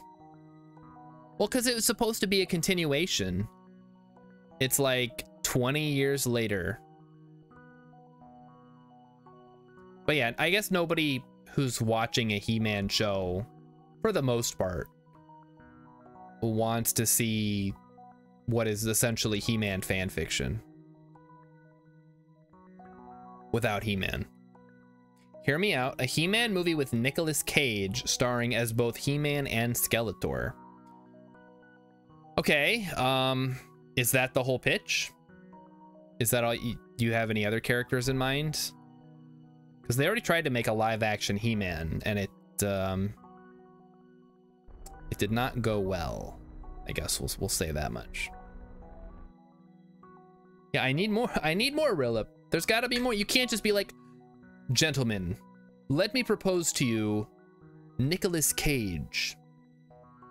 That's not gonna sell tickets. At least not enough. Dolph Lundgren will always be the live-action He-Man. What else has he done? Isn't he like some kind of... He's like a genius? Dolph Lundgren. Swedish actor, of course. Dude, he has like the Giga Chad face. What the hell? Does Dolph Lundgren have a PhD in chemical engineering? Jeez, some guys have it all. I tell you what. He's in Rocky IV. Jason the Wheeled Warriors is the show that I was trying to remember for the longest time, one of my earliest memories. The fact that you call it Jason in the Wheeled Warriors indicates to me you don't know what the show's actually called. He-Man, but Nick Cage plays everyone. All right, now you're on to something. Now I'm interested. Would it be possible if we took animation cells, not just like animated scenes from He-Man, and overlaid Nick Cage lines over top of them from all the various movies he's been in. Is this something we could do? And by we, I mean somebody that's not me who knows how to do video editing. Then you make an episode of He-Man, except all the audio is replaced with Nicolas Cage. I'd like to see Nick Cage as She-Ra. What about Thundercats? Can we do something with the Thundercats? I guess they made Thundercats Go? That's not right. Thundercats Roar. Thundercats Roar is what it was called. Thank you, Google. Thundercats Roar. It was like Teen Titans Go, but if it was Thundercats. And nobody liked it. Like may be the wrong word. You are intrigued. You are morbidly curious about Nicolas Cage as She-Ra. Thundercats, but with the CG treatment of Cats the musical. Oh boy. You know what? The cats in that movie would make better Thundercats. Just throw some clothes on them and it basically would be Thundercats. Thundercats, but every character is John Travolta, and then he meets He-Man and they redo the face-off climax. Oh my god. I gotta watch more movies. Because I haven't seen Face Off. The only Nicolas Cage movies that I've seen are The Rock and Con Air. Is that correct? Chat, can you rattle off some Nicolas Cage movies and I'll tell you if I've seen them? What did I think of? Oh, right, I gotta look up Dino Riders. Dino Riders. Dino Riders animated series from 1988. It aired in 1988 and ran until 1988. It had one season of 14 episodes. Yikes. Who do they got? Peter Cullen. He's a guy. Steven Dorff. Peter Cullen again. All right, I don't recognize any of these people's names. Also, I don't want to hold on. I don't want to miss my my burn timer here. Give me a second. I haven't seen Night of the Witch. I haven't seen Raising Arizona. They got Optimus Prime. Wait, that's Optimus Prime? Yeah, I guess. He does a bunch of voices on the show, it sounds like. How do I always forget who does Optimus Prime's voice? I guess because I always mix him up with Megatron, which is Frank Welker. Who also, I want to say, did like a ton of other voices. He's the voice of Optimus Prime and Eeyore. What the heck? That dude's a legend. All right, well, we're going to have to ditch the rest of this fuel, it looks like. Sorry, 700 meters per second. I guess the asparagus staging was simply too much. So let's go ahead and circularize, and then we'll adjust our inclination to min-miss, and then we'll go to min-miss. Wicker Man is the one with the bees, yes, where Nicolas Cage famously says, "No, not the bees! Ah, they're in my eyes!" And I think that was a cut scene from the movie, so it wasn't even used in the film. Could make a good soundboard clip, though. All right, so for those of you guys who are wondering what Cat is up to, he is taking a nap on the desk as we speak. What is asparagus staging? Oh, well, I'm glad you asked. I can do a little lesson on asparagus staging. So basically, you have your central shaft. That is your main rocket, right? And then attached to that, you have boosters. So if you've ever seen like a real rocket launch, they tend to have some kind of boosters that detach. Maybe not so much anymore because they're going to reusable. But basically in KSP, because in real life this is way too complicated to get working, you run hoses from booster to booster and then finally into the main booster. And you detach them in pairs as they run out of fuel. So you drain one tank, you drain 2 tanks, drop them, drain 2 more tanks, drop them, etc., etc. I go to 6 usually, so it'll do it in groups of 2, 3 times, and then at the end, you've dropped all your dead weight, so they're out of fuel. You've dropped the engine that's attached to them, and all the fuel ends up in your main booster. So it ends up being an extremely efficient way to launch, but also very expensive. Ghost Rider, oh, National Treasure, I haven't seen those. So I guess I've only seen 2 Nicolas Cage movies. And honestly, The Rock is more of a Sean Connery movie, so.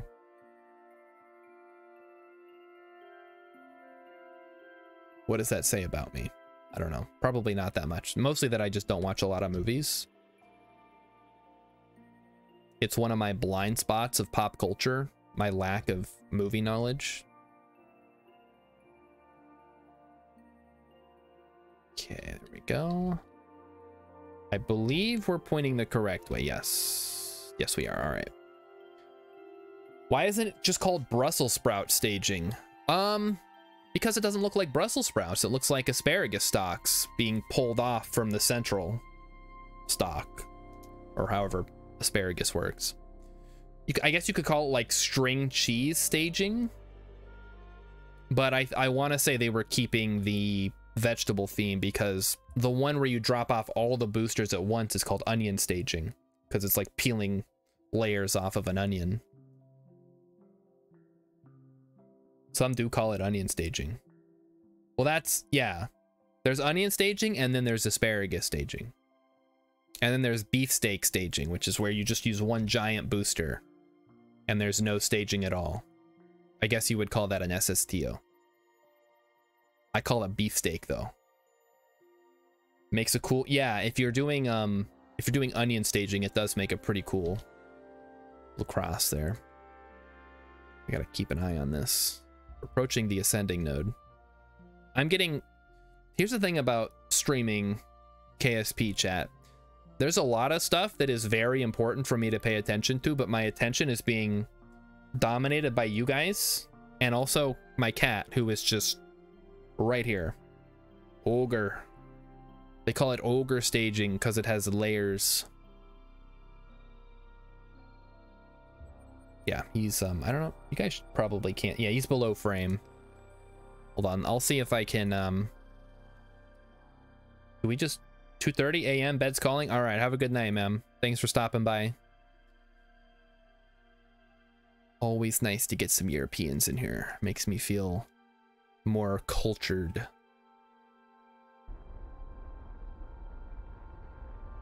A Speroger staging. What are you doing in my swamp? Something to that effect, I guess. I don't know.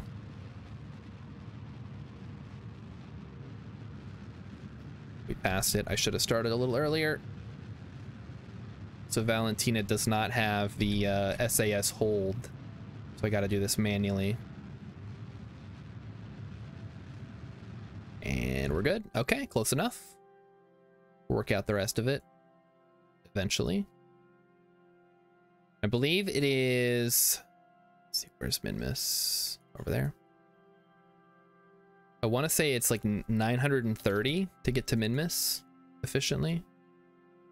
Let's go ahead and adjust that. So we need to go more that way. Beautiful. Encounter is set up. All right.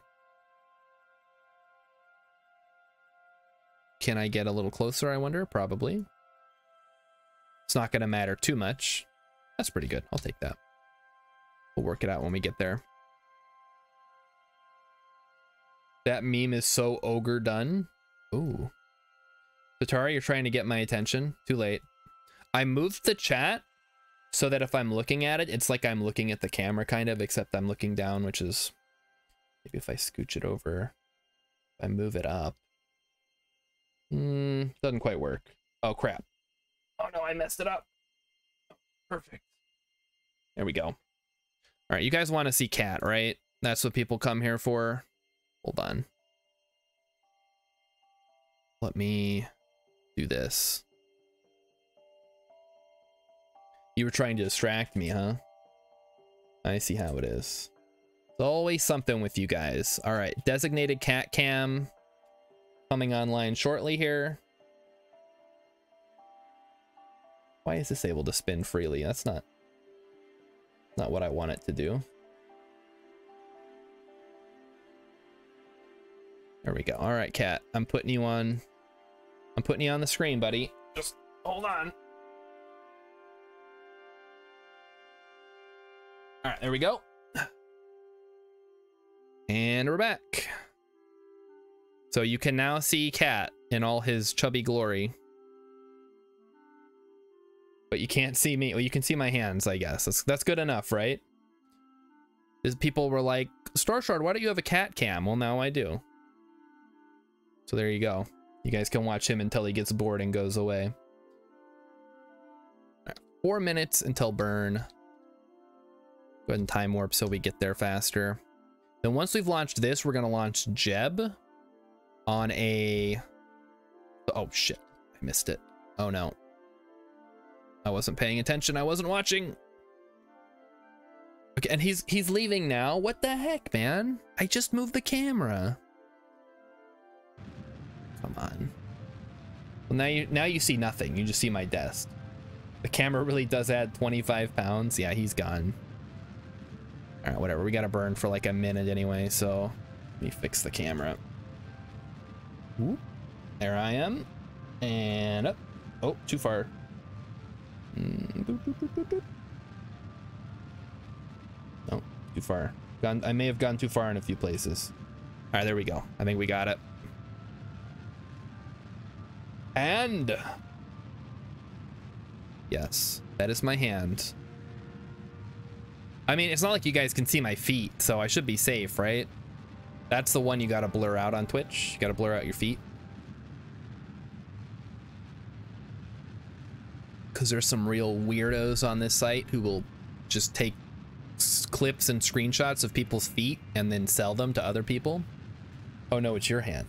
Oh. Anyway, let's keep rolling here. Got a lot of work to do, and it's 7:30. Hold on. Yeah, we gotta switch over to halftime mode. Yeah, Wiki Feet. Didn't they have to shut down Wiki Feet because people were like posting people's feet without their consent or something like that? I don't know all the details, but that, oh, damn it. Overshot. Okay, hold on. I can fix this. I had too much power. Yeah, the fact that WikiFeed exists is... I mean, it's the internet. Like, basically everything exists if you know where to look, but... It's just such an odd thing. Maybe it's just because I'm not into feet. That should be good enough. Okay. So it is halftime. So you guys know what that means. It is time to watch some quote-unquote funny movies. Although, hold on. We only have one movie or one video tonight. It is from Rillip. We're going to go ahead and copy that link. We're going to load it into a web page. And we're going to watch it. Oh, it's another bird one. Damn it, Rillip. Okay, hold on.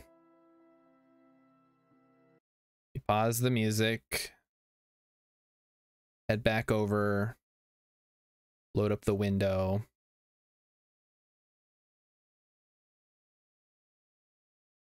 Rillip says, I apologize in advance for not being funny.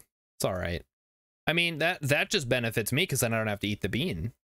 All right. So for those of you who are new here, if you are still here, I have these Jelly Belly Bean Boozled jelly beans, which come in such delightful flavors as Old Bandage, Booger, and Barf. And then sometimes they are actually good beans, but most of the time they're gross.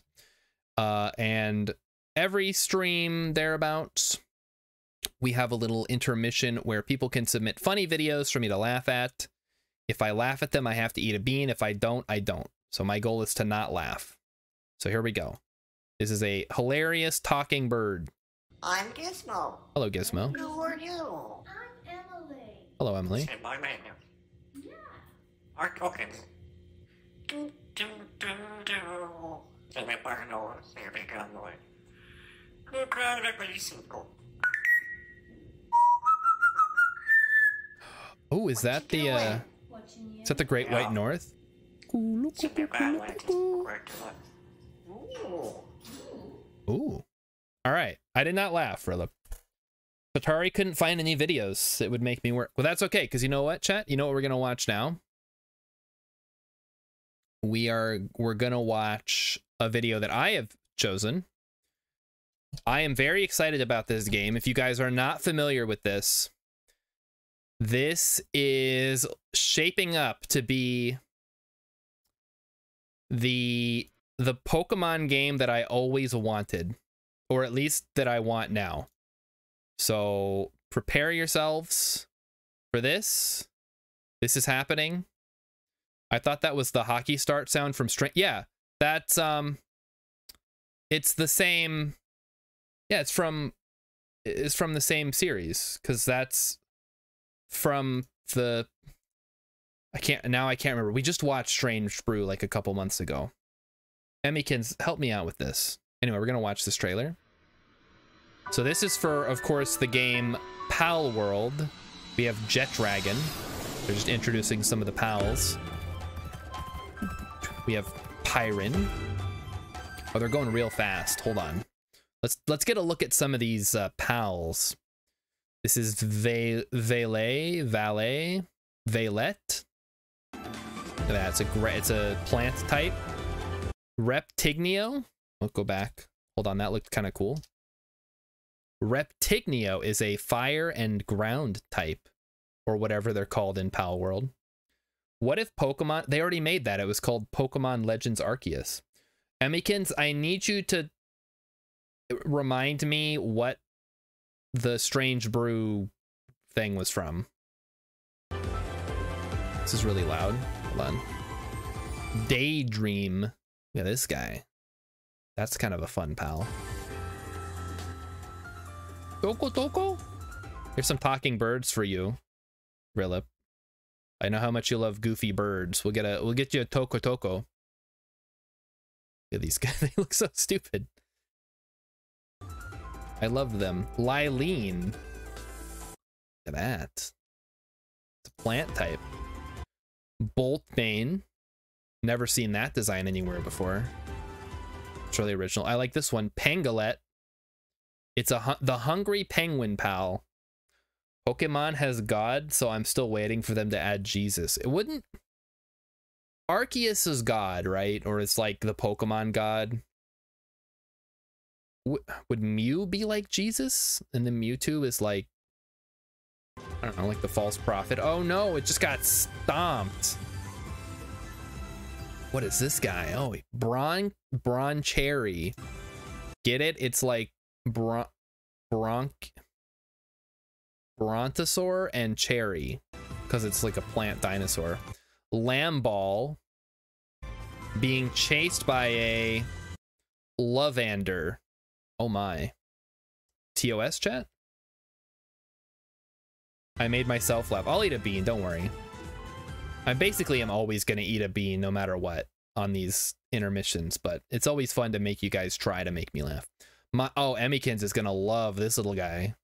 She loves pandas, so this is the perfect pal for her. The Strange Brew thing, other than Strange Brew, like what is there? It's called Great White North, but it's from like Canadian SNL. I'm not ignoring Emmykins. I told her what I need help with.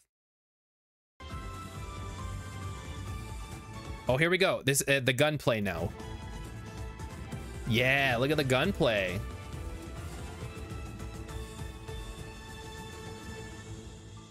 Oh no. Oh no, they captured some pals. Why would what are you gonna do with all those? What do they do with them, chat? Maraith. Ooh, that's kind of fun. Very spooky. Oh no. Yes, finally. This is what I always wanted in Pokemon. I wanted the Pokemon to wield AK-47s. SCTV. Thank you, Emmykins. Monkey with an AK. An American made this game. Actually, I don't believe they are an American developer. Yeah. Yes. Look at, they got tanks. They got pals riding tanks. This looks so janky. This does not look, it looks like they superimposed this pal and he's like clipping into the tank. Yeah, so that's a little janky. I mean, what can we expect? Oh, look at the sheep balls or whatever, lamb balls. They've got mounted machine guns. A couple of Ma Deuces ready to go. Just gonna unload on anyone that tries to attack. Hold on. You're not gonna get this in the latest Pokemon game, that's for sure. You might get something like this. Pretty generic stuff. So this is Pal World coming out eventually, I guess. Dan the Noodle says they ground them up and snort them. I do think that was one of the story elements. Like they take the pals and like turn them into drugs or something. So thank you everybody for watching that. I will now eat a bean because I made myself laugh. So let's head on over. All right, I'm gonna eat the bean. It's Pokemon with war crimes. So yeah, it's Pokemon, exactly. There we go, we have the beans. Looks like an ad for a mobile game. Yeah, how much of that is actually in the game? Okay, there's 2 beans. So chat, I'll let you guys decide. These are both disgusting. So we have booger or rotten egg. The first one to get 2 chats, I'm gonna eat. Egg, all right, 1 for rotten egg. All right, 2 for egg. So we're gonna eat the rotten egg. The booger is going back in. Get in there, booger. There we go, here it is. It is either rotten egg or buttered popcorn. No, it's rotten egg.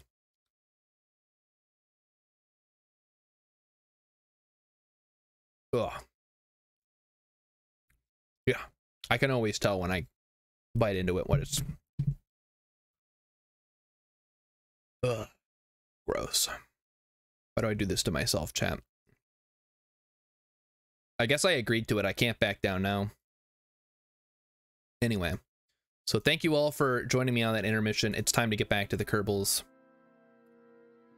Let's launch our next ship.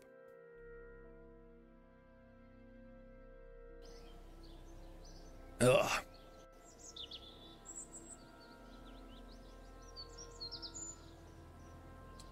At least it wasn't barf. That's all I'm gonna say.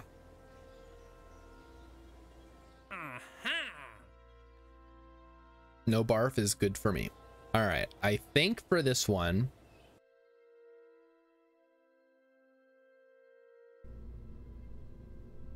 the Conquistador sets us back 78,000 each time. Holy crap. Yeah, we can't afford to keep sending those out. So I think we're gonna send out an Excelsior. We seriously never made a Mark II in the Excelsior, huh?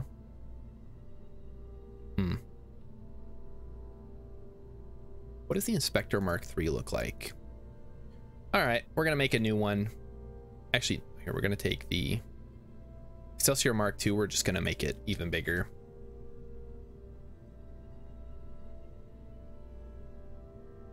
Guess we never really got to the point where we needed one, but now we are, so let's do that. Oh, I forgot to put a seismometer on there. Dang it. And we'll throw a magnetometer boom. Oh, this thing's quite sizable.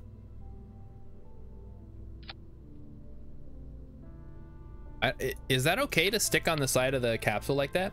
It's 3:43 there. Oh, dude, get some sleep, man. Don't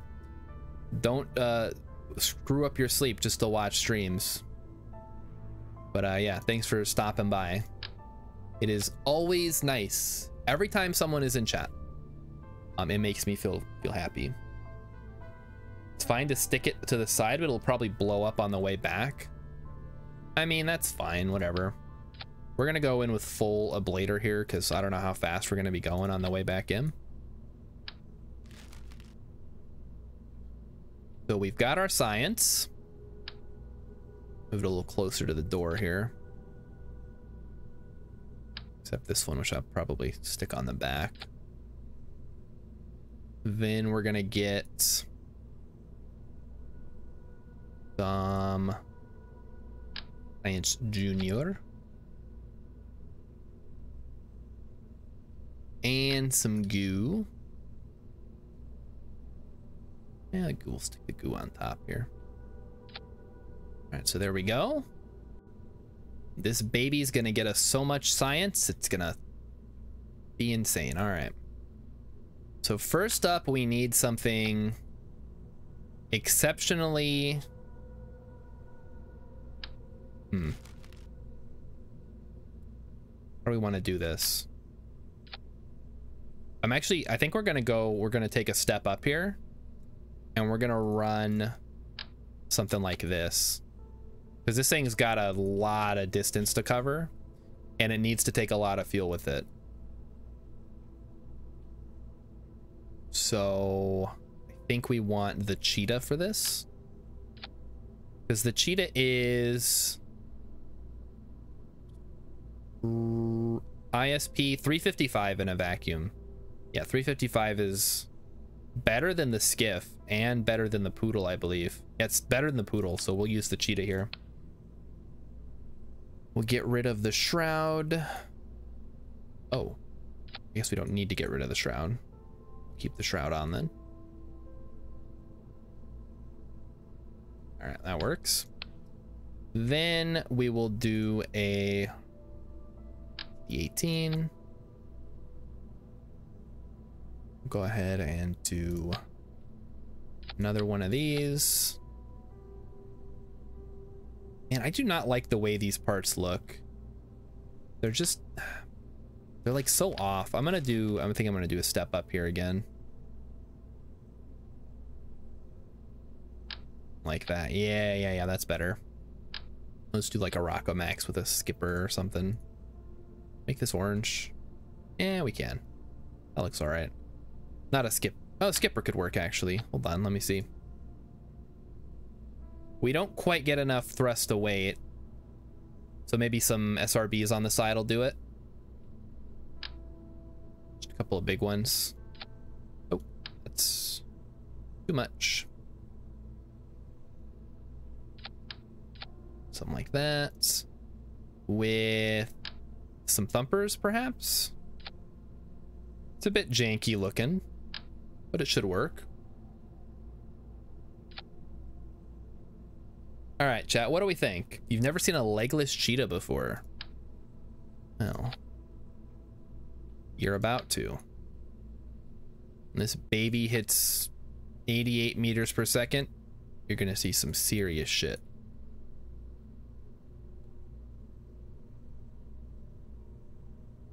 We need anything else? I don't think so. So we launch. I guess let's adjust the thrust to weight slightly. 1.3 should be sufficient. Yep, that's good. That's good. One more. One more. All right. Nope. Still one more. Perfect.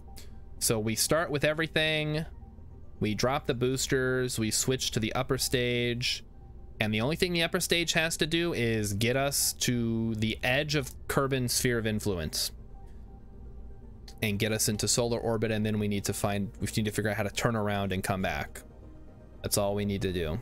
And with the cheetah, should not be a problem. Oh, we have got, that's so much delta V. We don't even need that much. What am I doing? That is simply too much fuel. We'll never use it all. There, that's probably better. In a vacuum, that's still too much, but we'll save a little bit of money. This should be here. Dial that back a little bit more. And how are we doing? 1.3, good. So we drop that. We switch to the cheetah. All right. This is it. Chat, any complaints? Oh, power. Good idea. Let's just stick some solar panels on the thing here. Oh, that's a little bit clippy. Put them on the science panel. Or the science thingy. Okay, anything else? Communications, not necessary. Oh, utility. We could use some EVA experiment kit. Grab one of those. Do that while we're in solar orbit. We do not have a scientist, so we'll just have to run each experiment once. We don't need fins. We don't need engine plates or more decouplers. We definitely don't need any robotics. We're good there. We don't need RCS. We're good on engines. We don't need more fuel. All right, I think we're good. Let me double check. The report cannot transmit science. That's okay. We haven't transmitted science before. Jebediah, you don't have any legs. What's the mission? Just a flyby? Yes, we're going into solar orbit and then we're coming back. There's no, I mean, I guess you can fly by the sun, but that's not quite something that KSP is going to recognize. Here we go. Next stop, the sun. Kind of. Get everything open. Tell the crew to push the whopper button. Woo.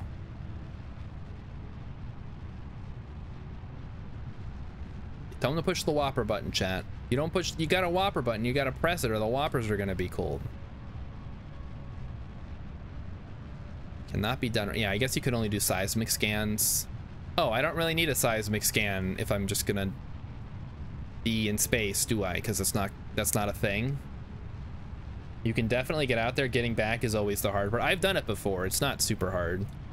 You just have to make sure you're maneuvering in the right direction to just close the loop basically on your orbit.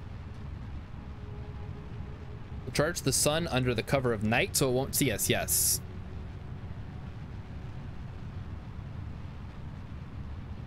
That sounds like, I don't know, some show. That seems like that would be a joke from that show. Or a show. Like, we're gonna launch. Maybe Futurama did something like that. Like they were mining the sun and then, but they could only do it at night because otherwise it was too hot. Hey, explosions. Chad, if you wanted to see explosions, there you go. That's about as close as you're gonna get tonight. Unless something goes horribly, horribly wrong.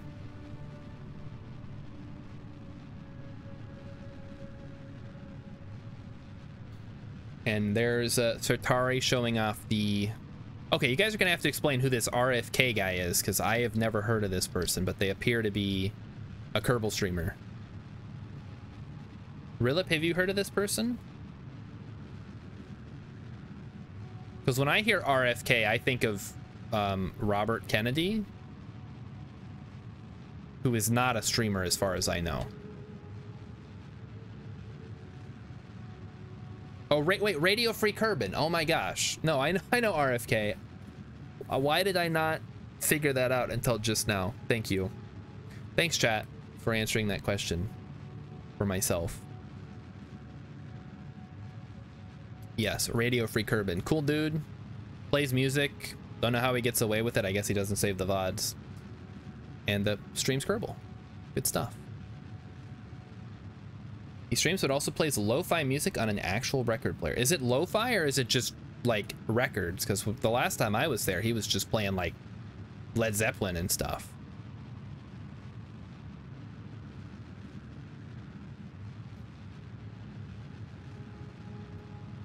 I guess I don't know exactly what lo-fi even means.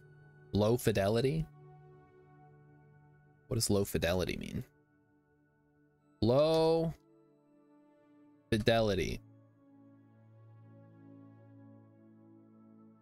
It literally means nothing. It's just a word. Lo-fi music is a music or production quality in which elements usually regarded as imperfections in the context of a recording or performance are present, sometimes as a deliberate choice. Oh, okay. He has Led Zeppelin. You just like to call it lo-fi. Okay, that's sure. RFK, that's a name. You've heard RFK before. Has he just not streamed in a while? Let me take a look here. Radio Free Kerbin. Radio Free Kerbin. Last stream was on 4 days ago. Okay, it's been a whole week almost. Half a week, half 4/7 of a week it's been.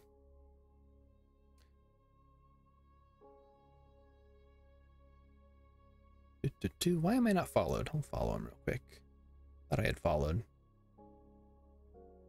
All right, what else? What else do we need to look up while I'm out here? Chat, is anything going on Twitter that I need to know about? Let me look. What is Furfest COVID test? What the heck? Why do I always get furry stuff on my Twitter? Why is Jennifer Lawrence trending? I guess she was on Variety.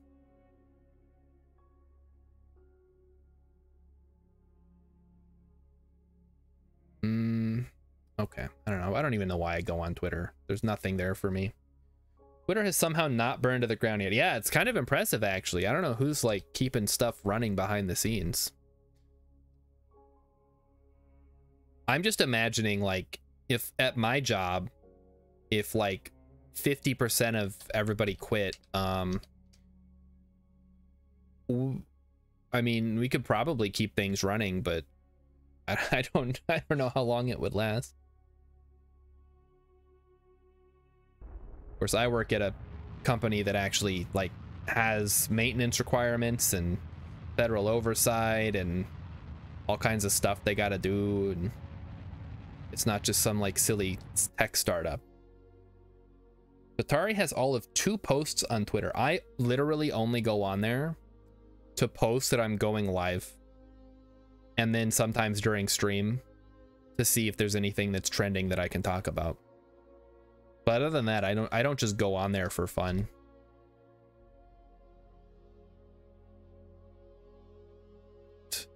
Yeah, I don't want to look at Reddit. Let's see, what is Firefox recommending to me? HelloFresh's fall sale is here. Sponsored by HelloFresh. You don't say.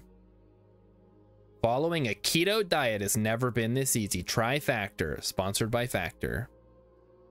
All right, Firefox. We know which side of the bread your bread is buttered on. Just a shower thought. The generations that were most heavily exposed to lead during the era of leaded gas are the generations currently running things.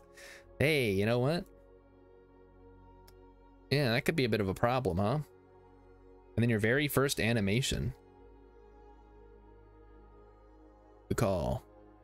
The thing is, if you want to be like an online person, you basically have to, like, I guess a content creator. Someone who creates content, like what I do. You basically have to be online. Also, I've screwed this up a little bit. Actually, you know what? I have it. I know exactly what I'm going to do.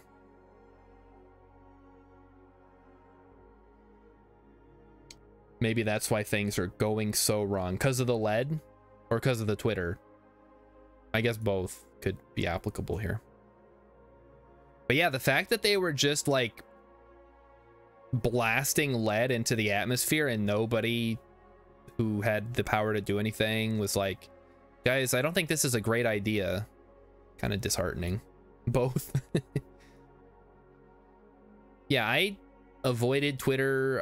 I basically canceled my Facebook like a decade ago at this point. So I haven't been on Facebook. People are always like, oh, did you see the Facebook post? And I'm like, no, I didn't. I barely even check my email anymore. Like, there's never anything good in there. It's like, if somebody needs me, they know how to get a hold of me. I don't know. Again, though, that makes it tough to be an online person. Like, you have to engage with your audience and blah, blah, blah, blah, blah, blah, blah.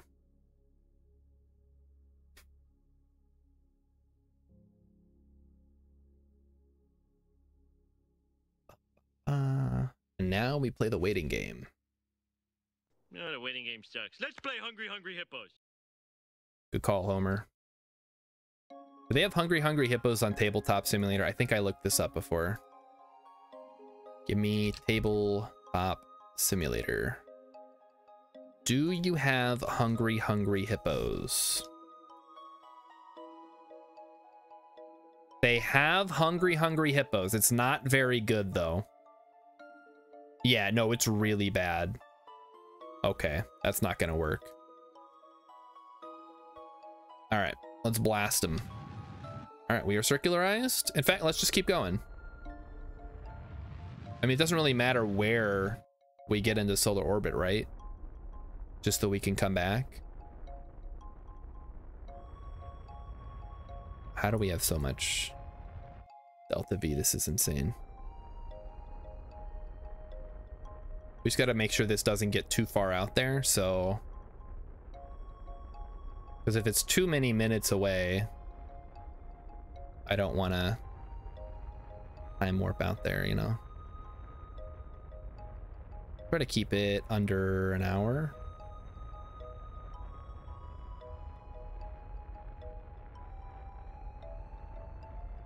All right, I'm gonna call that good. We're gonna time warp out. I'm gonna lower my periapsis so I can drop the booster, and then I'm gonna turn around and circularize my orbit. And then when we hit periapsis again, we're just gonna shoot straight for solar orbit. So here we go. Chat, do you guys think it would be worth it to get a capture card so I could do like Twitch game, or not Twitch, Switch games and stuff? Or I could dig out my old Dreamcast and do like Sonic Adventure. Well, that's on Steam, so that's not as big a deal. The Switch is the one that has a lot of the exclusives. It's like if I wanted, or PS2 games. Because I've debated getting one. Because they're, I mean, they're not super expensive, but it's like if I'm never going to use it, like, why bother? Only if you're going to do it regularly. Yeah, okay, all right. What Switch games? What do I even have? Pokemon Snap might make an appearance. You know what? That, I guess that's about it. I don't actually have that many Switch games. I think about these things, right? Because like real streamers have capture cards so they can play their console games and other stuff like that. Whereas I do not have those things. Therefore, I don't feel like a real streamer. Despite the fact that I already am doing the things that are required of a streamer, which is streaming, first of all, and also talking and not ignoring chat. If you enjoy Minecraft, Trove is a good one, and it's free. Oh. I don't enjoy Minecraft so much that I'd want to play a Minecraft clone, though.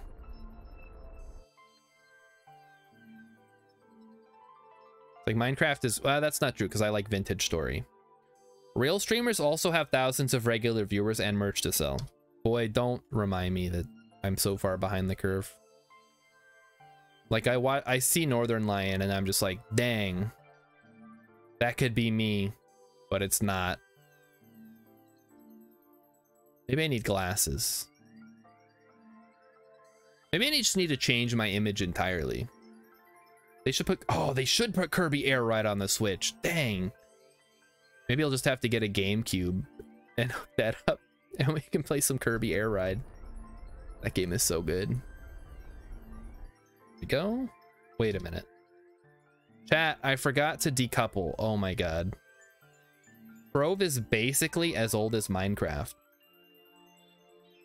Dan the Noodle says, I prefer the streamers in my head. What does that even mean? I just need someone who's good at internet marketing. That's supposed to be me. I'm supposed to be the one who's good at internet marketing, and I am helping someone who is actually like charismatic do the streaming. The problem is I've gotten myself into a situation where I'm the one doing the streaming, and turns out I'm not actually good at internet marketing. And so here we are. I biffed this so hard, chat. Oh my gosh.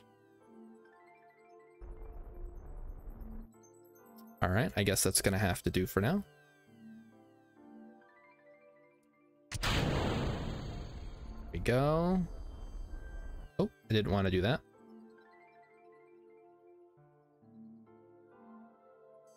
I completely am like losing control of what I am attempting to do here. This is not great.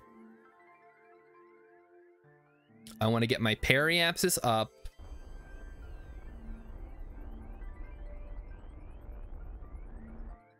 And then this thing had better be going. It's not going into the atmosphere. Wait, hold on. Maybe it will. Hold on. Switch to. It's not going into the atmosphere. Oh, no. Okay, well, that's our first piece of debris that we can't get rid of.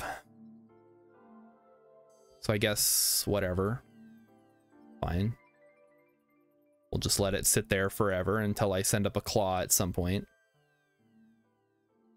Can't believe how hard I screwed that up. I mean, it's not a big deal. We can just clear it. Like, it should have cleared itself because that's what I was trying to do, but I screwed up the burns. Trove also has some RPG qualities. Oh, RPG qualities, you say? I don't know if I can handle RPGs anymore at this point in my life. I don't remember the last good RPG that I played. Fallout New Vegas, an RPG? I think it's that.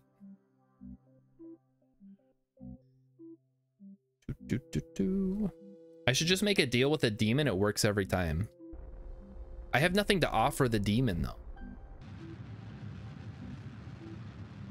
Like, usually when you make a deal with a demon or a devil, they, like, want something in return. And I would be like, I don't know, man. It's not like I can't offer you my hair or my good looks or my youth. I don't have any kids that I can offer up. They'd be like, well, damn, dude, what do you want from me? You can't just give out wishes or whatever demons do for free.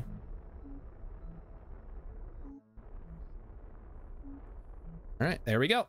So we are going solar. Offer them the last of the dark meat at Thanksgiving. My mother-in-law will just throw it out again. And then I won't have any. So they'll get upset.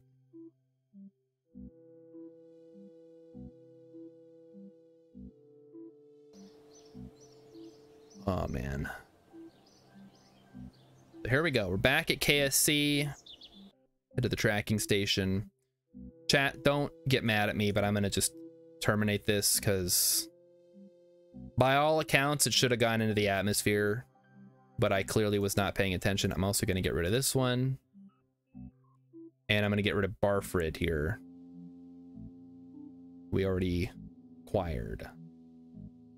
All right, so next up, the Conquistador is headed for Minmus, and Excelsior is headed for Curb and Escape. So let's get those lined up. And we're going to put that on there. Yeah, we'll say a minute, it's fine.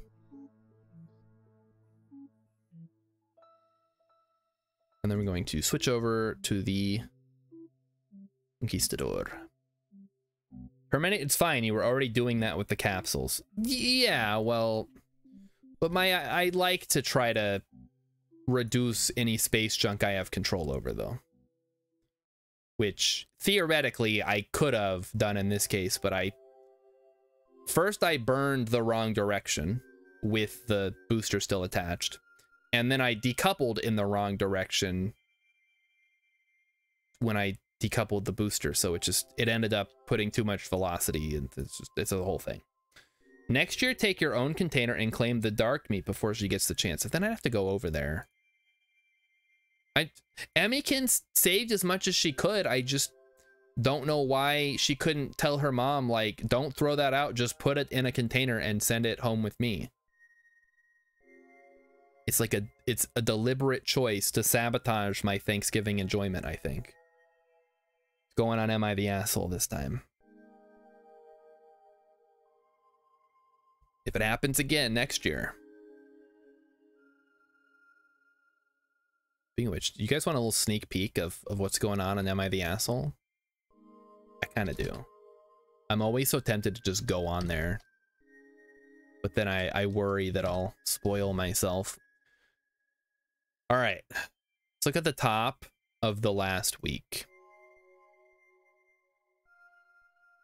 Am I the asshole for leaving a fake positive pregnancy test in the bedroom to catch my husband's mom snooping? Let's let that one sink in for a few minutes. Leaving a fake positive pregnancy test in my bedroom to stop by my husband's mom or my mother-in-law from snooping. I don't know if you're an asshole in that situation, but it's a weird situation. Why is your mother-in-law snooping? Why are you concerned with her snooping? Where did you get a fake positive pregnancy test? Maybe they just have those at like Spencer's. Tatari is saying yes, that's an asshole move. You shouldn't be snooping. I don't know what to tell you. Oh, not the space plane hangar. The one place we never ever go. If you fake it to your husband, oh yeah, don't fake it to your husband, obvious, or your boyfriend or whatever. Plant flag on the mun, yes. Space data, science data from space around Kerbin. All right, there we go. Your mother-in-law, that's gonna be a man baby problem guaranteed. Yeah, he's gonna be like, why would you do that to my mom? She's just trying to help. It's like, no, dude. She's being weird and you're enabling her. Oh, wrong one. This is Jebediah. He's still got 12 days to go. Oh my god. This is why we can't afford to go interplanetary. Where is my other rocket? Hold on. Seriously? Gotta go back to the dang space center? All right. Every possible outcome of that is dumb. Either you wasted money on a fake test, the mom finds it and tells the husband now he's either is happy and you have to let him down, or he's freaked out about a new kid. Here, let's at least look at some of the articles or some of the details. My mother-in-law moved in with us a month ago. I began to notice stuff in the bedroom being touched. Furniture rearranged, stuff moved, etc. I felt like I was going crazy because my husband's the only one who has access to the bedroom and he doesn't. What do you mean access to the bedroom? It's not locked. Anyone can just walk in there.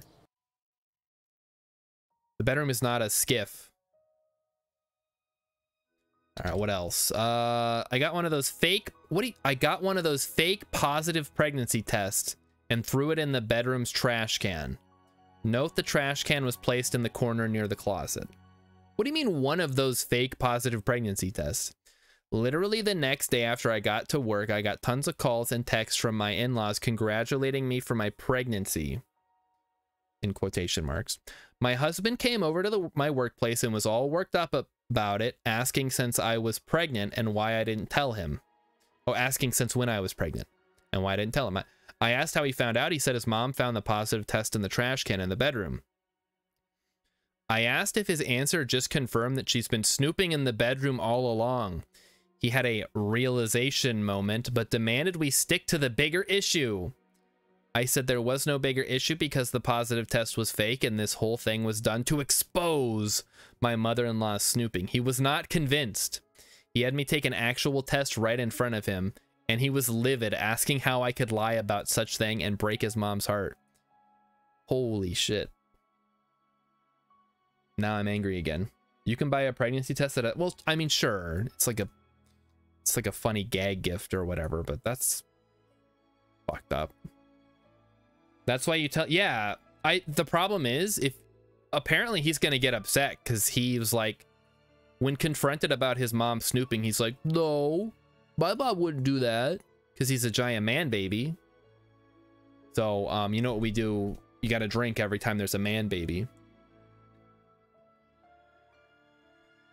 I'm not doing a bean for man baby because that's like every other post. So Chad is saying not the asshole. I don't know, man. Like, you're an asshole and everyone sucks here and you should just divorce your husband because he's clearly a giant man baby. All right, let's put an alarm on this. 2 minutes out. Whoop. Here we go. That was my audition for the Mario movie. If we drank every time there's a man baby and Am I the Asshole, we'd die. He felt disrespected on behalf of his mother. Yeah, something like that. So, here's the thing though, Sartari. The problem isn't that he doesn't believe that his mom is snooping. The problem is that he doesn't see a problem with it. So if you got a webcam and like, see, here's a webcam of your mom snooping in our bedroom, he would just try to justify it. So that's not the problem is not that he doesn't believe it. The problem is that he doesn't care. Should have told the husband beforehand. Yeah, and he would have been like, no, don't do that. It'll humiliate my mother. Just get over it, is what he would say. We've seen this. We've seen this 100 times. This is how you know all these stories are fake. Because they hit the same beats that make Redditors go wild. They're like feral animals. They see something, they're like, oh man, mother-in-law bad. And they're just like, upvote, upvote, upvote. The user received Reddit gold for this post. Satari agrees, but what does the fake pregnancy test prove that wouldn't? I'm saying that she's an asshole for picking an option that's zero possible. That's true, yeah. That's like a huge escalation. That's a good point. So, yeah, good point. Yeah, she's an asshole. That's it. You're jumping to like the nuclear option, like fake pregnancy test.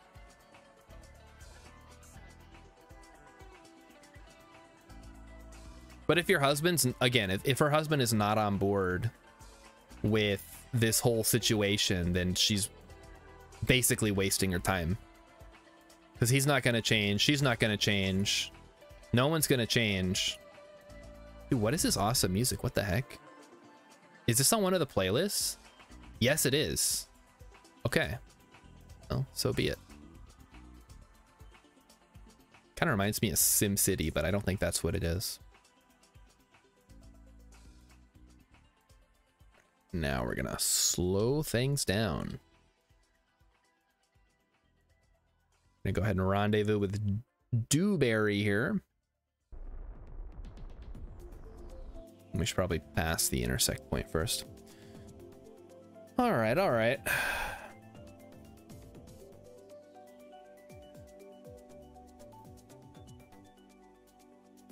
Let me bust out another post here. What else do we have? Am I the asshole for telling my wife the cat is still her responsibility, even if she is pregnant? Oh, that's good. Whoa, whoa, whoa. Okay. Red flags in the first sentence, chat. My wife, 28, and I, 36. Is that okay?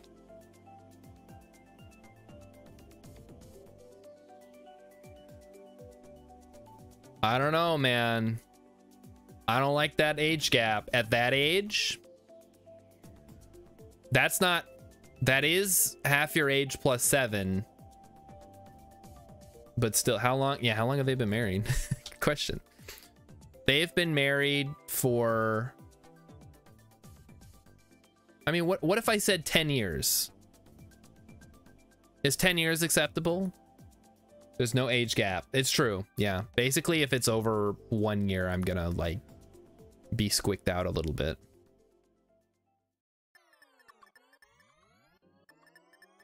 Hey, here's a little Earthbound. Everybody likes Earthbound, right? People go crazy for that game. They're like, oh, OMG, have you heard of this hidden gem? This hidden video game gem called Earthbound? Nobody's ever heard of it.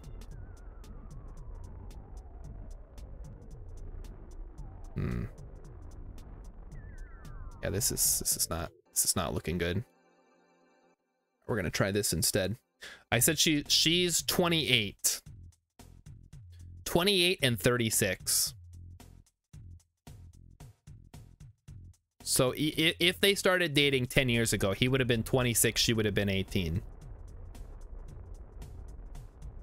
Which to me sounds a little fucked up because like she's just graduating high school. This dude's been in the workforce for almost a decade. Like, I don't know.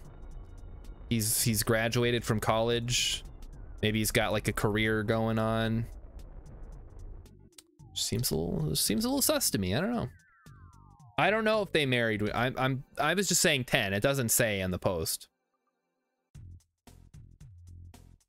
But I'm saying if it was 10, would it be acceptable?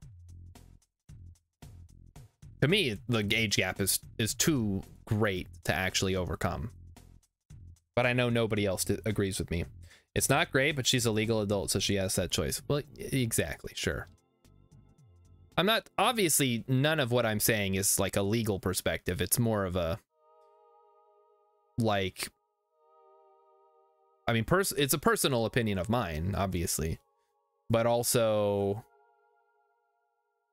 how I feel about relationship power dynamics or something like that. It's like if you're 30 and you're dating a 22-year-old, there's such a wide gap of experience and like maturity and all that stuff. It's hard for me to reconcile that with that much of an age gap. Rilip's parents have a 16-year age gap. Holy cow. And you're like within 9 months. Yeah, I'm within 5 months of my wife, so. Granted, we got married when I was 19 and she was 20, so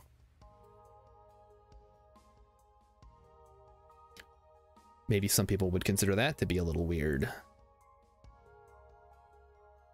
All right, let's try to locate. Where is our friendly neighborhood? There it is. We're aiming for this marker right here.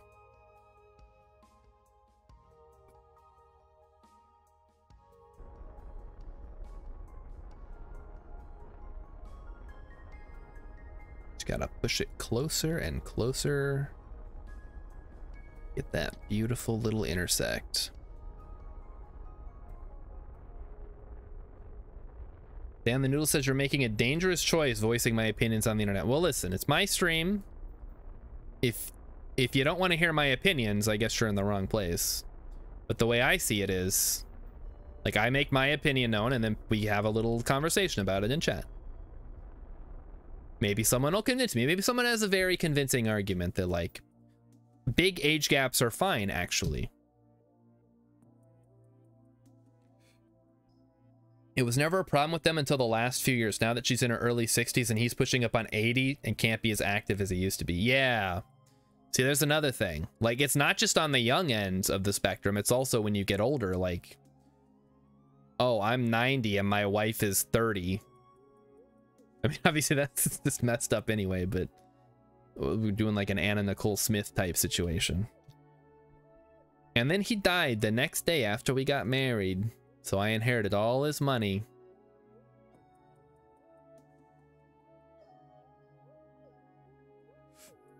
My thing is, it's more about mental maturity and what people want out of life. Right. Well, at 20, like, how many people know what they want out of life? I mean, I didn't, I guess. I knew I just wanted to play video games all the time. And everyone's like, oh, someday you'll grow out of that. You'll want to have a family and a career. And I'm like, no, I won't. I know exactly what I want, and I know exactly how to achieve it. The problem is, it's expensive.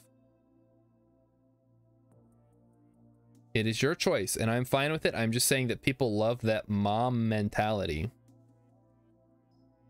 Mom mentality or mob mentality? Because I know a lot of people like that mom mentality, if you know what I mean. Yeah, and you've got fucking big tits, and I'm gonna tell everybody I saw. That sound clip does not get nearly enough use on this channel. We're gonna have to find excuses for that. All right, 100-meter gap. I can handle that. In 2 minutes, where is our target? Should be somewhere around here. It's another one of those can't find the target until it's too late moments. All right, it should be behind us and down. There it is. All right. Atari has met 20-year-olds who have their shit together and rolled right into amazing things, and I know 40+ that never figured it out and still laugh watching people get hit in the crotch. Are you sure you're not just watching Idiocracy? Ouch, my balls. Raise his hand on that second part. Listen, watching people... I mean, I don't like watching people get hurt usually, unless it's like they deserve it and it's like really funny. But I'll laugh at stupid things. That's why we have the you laugh, you lose stuff. It's like, imagine just like being mature. What do you get out of it? Maybe some people. I get, if you have kids, I guess you kind of have to. You got to be responsible. Otherwise, that makes you an asshole then. But I don't have kids for that specific reason. So I can just goof off whenever I want and not have to worry about it.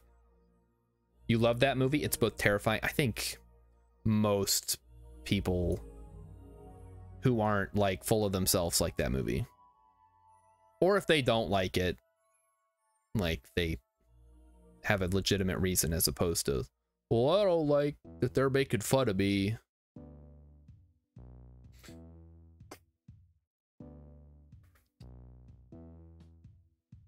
So we're getting a little closer. Can we see what they are yet? Is it a scientist? Oh my gosh, it's a scientist. Chat, this is our first non-Bob scientist.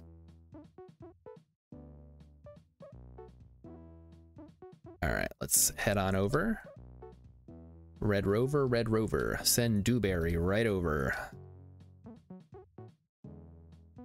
So excited. That, and I have not seen Don't Look Up, but I have heard it's in the same vein.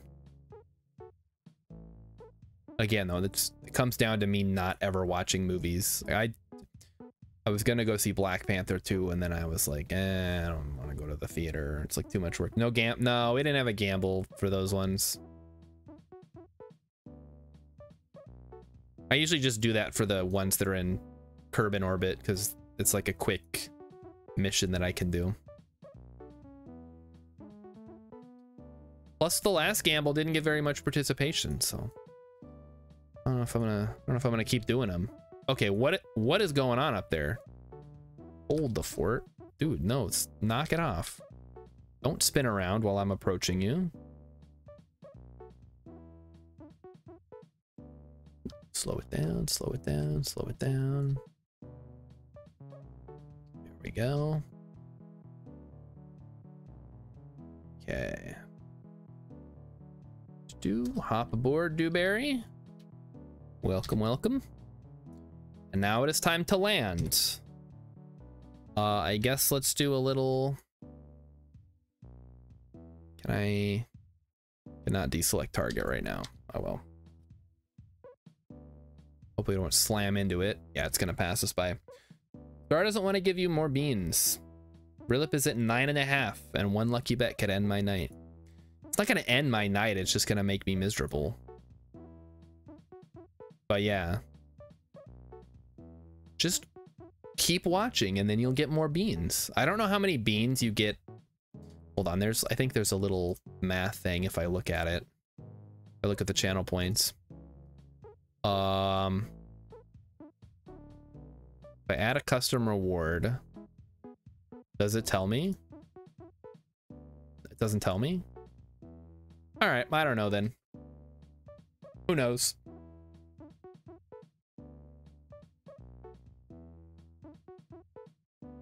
You know what I should do, actually?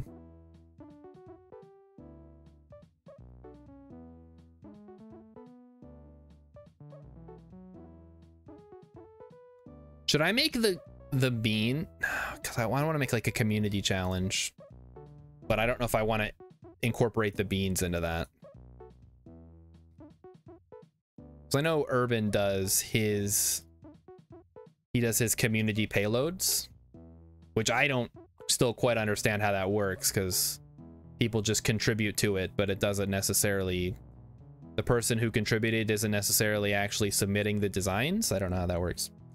Sounds like a terrible idea to do a community bean challenge. Well, if I made it cost 100,000, then the return rate is actually worse than just spending your own 10,000. All right, looks like we're coming up over a flats here. Let's get ready to land.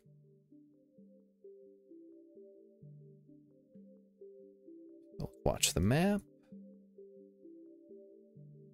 We don't need to watch the map. I know what I'm doing. Let's adjust. There we go. Ready to land. So if anybody has an idea for a fun community challenge we can do. Also, oh my god, I totally missed it, but I think we got pushed over the follower goal, where we got pushed over 250 followers. So thank you, Wirt Gamer, if you're still around. If not, well, oh, I think they went to bed, didn't they? And Dan the Noodle, you were 251. So wait, thanks a lot, guys. You guys are getting me closer and closer to my friend who is also a streamer, who is stalled out at like 275, and I want to pass her. So if you know anyone else, yeah, just a little, send them my way, and we'll try to beat her and prove that I am the superior streamer. I mean, I am the better streamer. It's just, you know, I haven't been streaming quite as long, and she has the advantage of being a girl, which tends to just get people. Community challenge, Emmykins has to eat a bean. I like that one. That doesn't affect me at all. That could actually be a lot of fun. Emmykins, are you up to the challenge? Would you eat one of these? I don't know if she would. I bet she'd be lucky and get like a really good tasting one too. So maybe that would be okay. Genius. Congrats on your incoming band, Rilip. Yeah, for coming up with that. For suggesting that my only moderator should take a dip from the bean pot.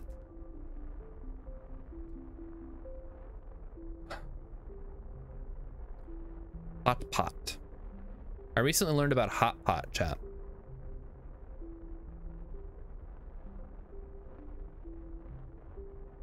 Has anyone ever had hot pot? I guess it's kind of like fondue, but like with ramen or something like that. I'm gonna go ahead and decouple now.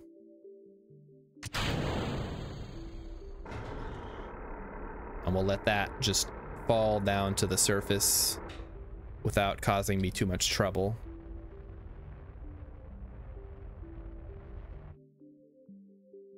Hopefully it'll explode and not make a bunch of debris.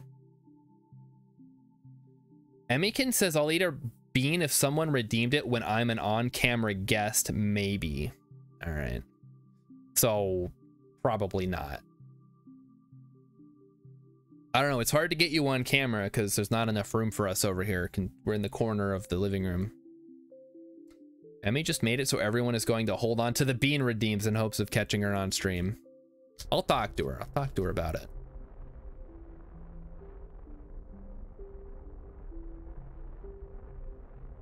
Maybe we can... I don't know. I don't know what we're gonna do. I'm trying to think of something that Emmykins wouldn't mind doing as a redeem. But if the redeem is like bake a cake, she's gonna bake a cake. I'm gonna show you guys the cake. You're not gonna get to eat the cake, and you don't get to see the baking process, so that's not really like a beneficial payout.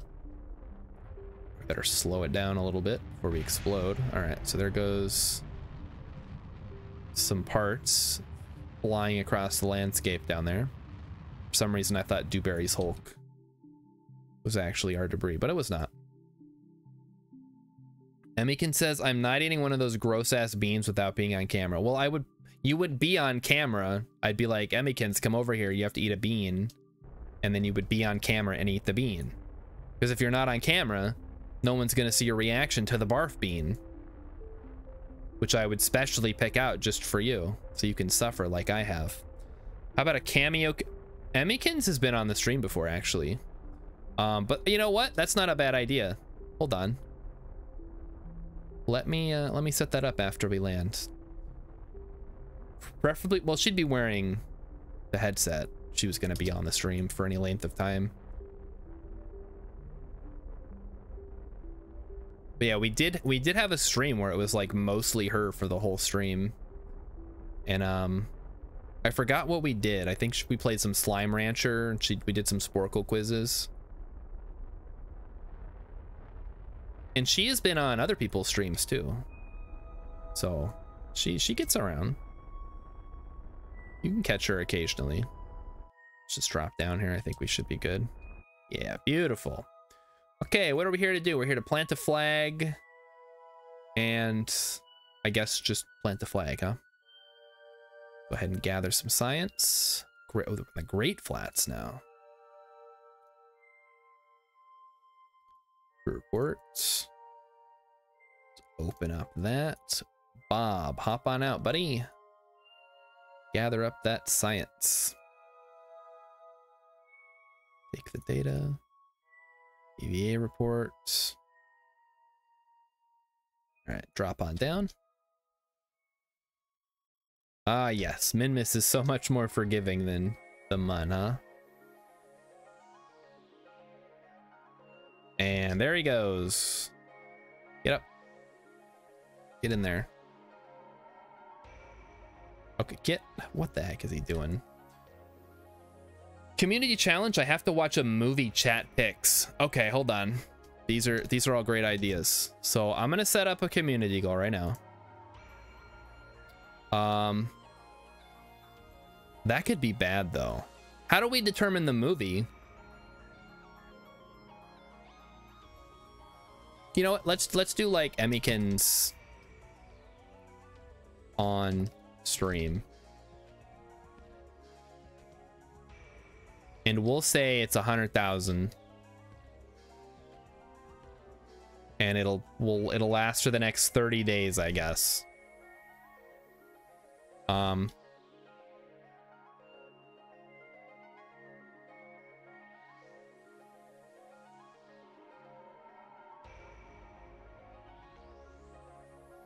right, Emmykins will join me as a guest live on camera for a stream. I need 2 people to contribute the max 2,000 each day. All right, maybe that's too much. Let's make it reasonable, like 50,000. That's 500,000, 50,000. For the movie has, oh, are we gonna watch it on stream? If I suggested Sorority Babes in the Slimeball Bolorama, that's a no, and you wasted your points. All right. Well, let's start with Emmykins on stream, and we'll go from there. I just want to have a community challenge available. So there we go. Emmykins on stream. We're going to start it. Start the challenge. There it is. Let's go ahead and do some science. Collect data, restore, observe, collect, restore. Hey, Cat's coming back. Hey, buddy, how's it going? You get bored of not being on camera? We do need to plant the flag, right? All right, dang, you gotta put your butt down so I can see the screen, please. All right. Yeah. This is the Great Flats, right? And this is Bob. Bob was here. All right, next up, we're gonna grab a surface sample. And we're gonna do, oh, I didn't grab the science kit. Hold on. I didn't mean to watch on stream. That's a good way to get banned. Well, we are going to be watching a video next Tuesday. We're going to be watching a movie on stream. I'm not going to get banned. Don't worry. Don't worry about me.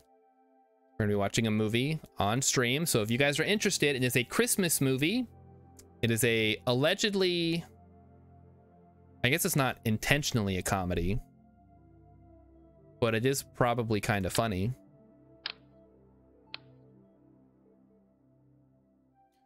So don't miss that. And what else? Or a Discord movie night. Yeah, Emmykins has been throwing out the idea of a Discord movie night, which I am not opposed to. I just don't know that there's enough demand to actually watch a movie with a group of people on Discord. Oh, I guess Minmiss's surface is just all one biome. That's too bad. All right, let's hop back up. I think it might be time to go polar. Do we have enough Delta V? We have almost 3,000 Delta V. Is that enough to get to the poles? Is it animated? Yes, it is. It is, in fact, animated.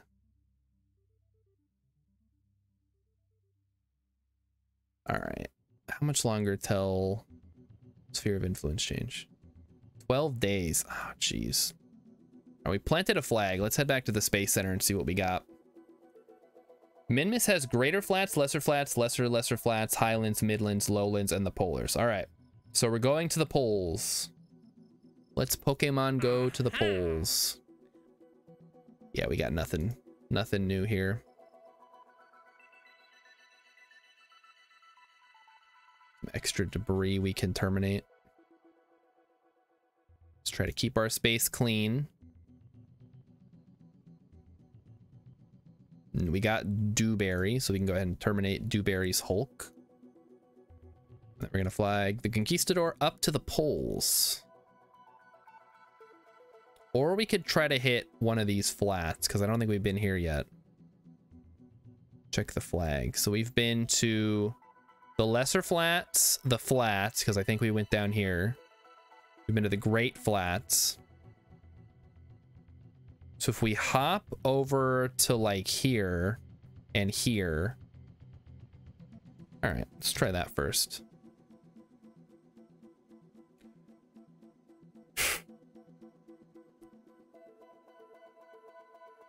You know, I know he comes up here because he wants me to notice that he's here.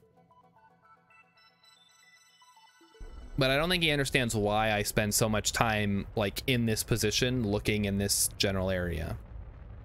Like, do cats understand like TVs and computers, or are they just like, I don't know why my human is in this one spot all the time and nothing is happening. It's so weird.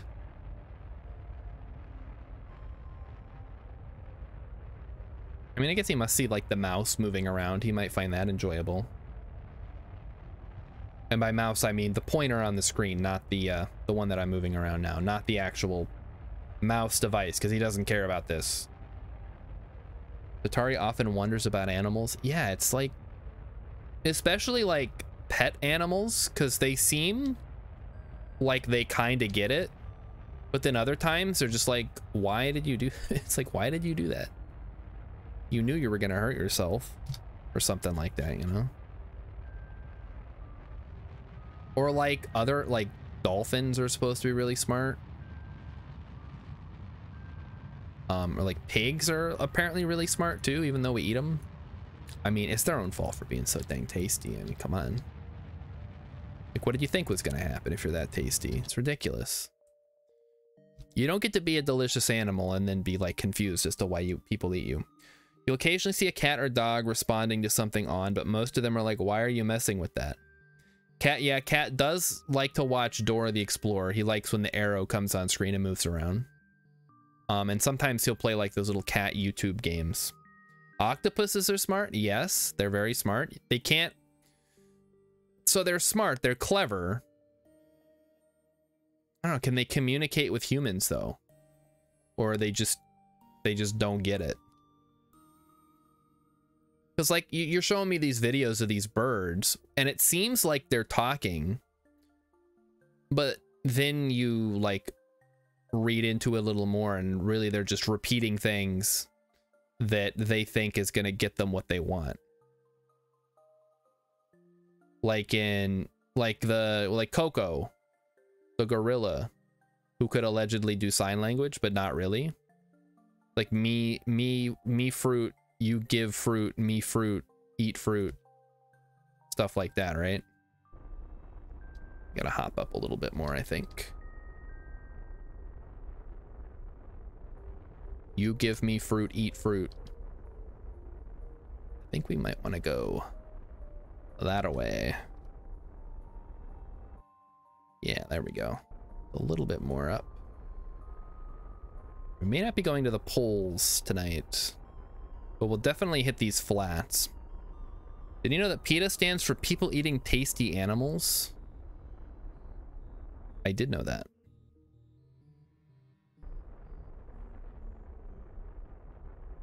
You know that PETA made a Pokemon parody that was like really bad? It's like you beat up a Pikachu or something. Hey buddy, I don't know, just take a nap. You're fine. Gotta land this baby. Throw down the landing gear. Get ready to set her down in the flats. Birds are trained well, but not smart.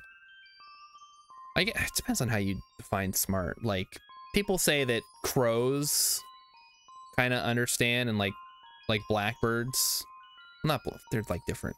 Like crows and birds like that, they'll like do things intelligently, or that we would associate with intelligence. That reminds me of that game, Can Your Pet? Tell me more. Hey. Oh no, he's so sleepy. He's yawning. Oh, please don't hit the keyboard. Thank you. Chat, which F key is the temperature overlay? Is that F11? I don't want to press any more function keys. So if you could just let me know. See, the problem is he's right here on the top of the keyboard. So if he hits something, it's going to be one of the F keys. My spaceship is just on fire. Okay, that tracks. That's pretty normal on Midmas, right?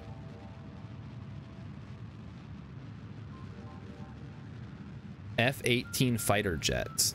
There's no F-18, unfortunately. All right, am I gonna have to look this up, or am I gonna get a real answer from chat? It's F10. Thank you. Temperature gauge is all disabled. It was F11. I have no idea what I'm doing. Okay, well he got down from the desk now, so I don't have to worry about it, but I'd never use the F keys in KSP. I have no idea what they do. The only one that I've used, and this was accidentally, was F12 to take a screenshot.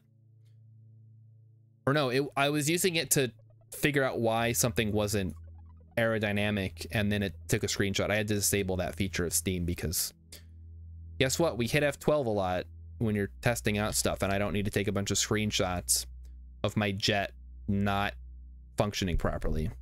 Also, I did not fix this arm. It is getting a little saggy. Sometimes I feel like my whole life is like just collapsing around me. Like this mic arm. It just keeps sliding further and further down. And I can't fix it because my desk is not... Maybe if I remove that rubber strip, it would fit better. To look into that. I guess I'm free tomorrow. I should be able to do it then. Okay, here we are. Where are we at? Crew report. Minmus is flats. All right, well, that was a waste of time. Should have told me F9. It wouldn't have done anything because quick load is disabled. But you could have told me that, I guess. That would have been funny. Not time warp. Oh, hello, hello. Whoa, whoa, whoa, whoa.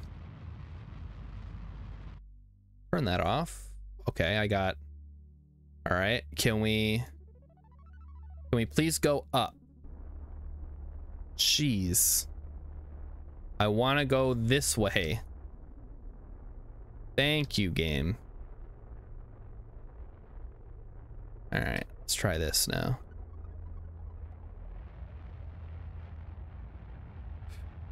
Yikes. It's a good thing this is on Minmus. Can Your Pet is a game that consists of the player dressing up your pet chick, then completing small tasks to unlock the next task, but there's a twist ending. Is this a PETA game?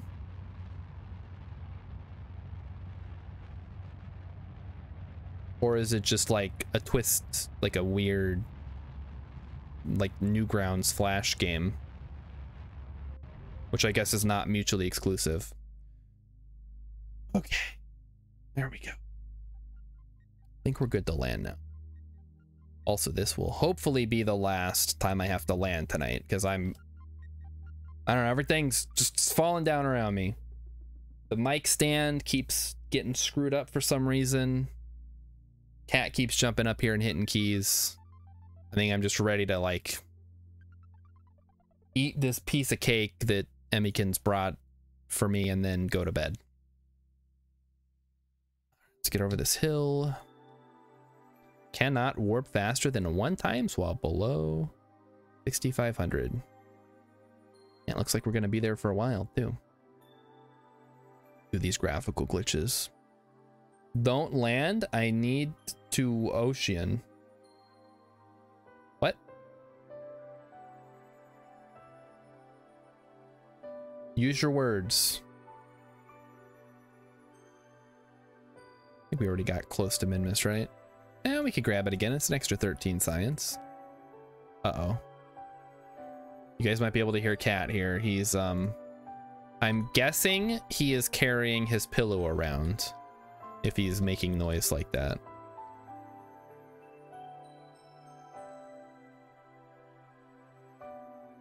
Yep, he's bringing his pillow over by me. Yeah, I think he's ready for bed too. Getting sleepy. Don't land. You need X to Ocean. Yeah, they're words. Well, need X and Ocean are not words. What is X next to? You needs to Ocean.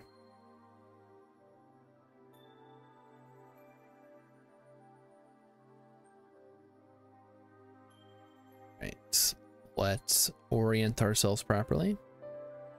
Yeah, Cat has yep, he's got his little pillow. He's ready for bed. And so am I. I keep staying up too late. You can't, well, okay, what are you trying to say? I need to go back to Kerbin, maybe? Or don't land. I need the fuel to get back. I have enough Delta V. We've got 2,400. We only need about 1,000. Probably not even that much to get home from here.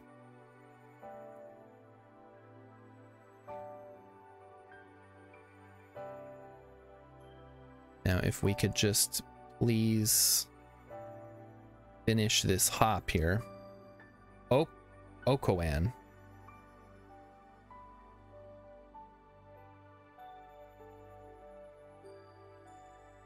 Ocean?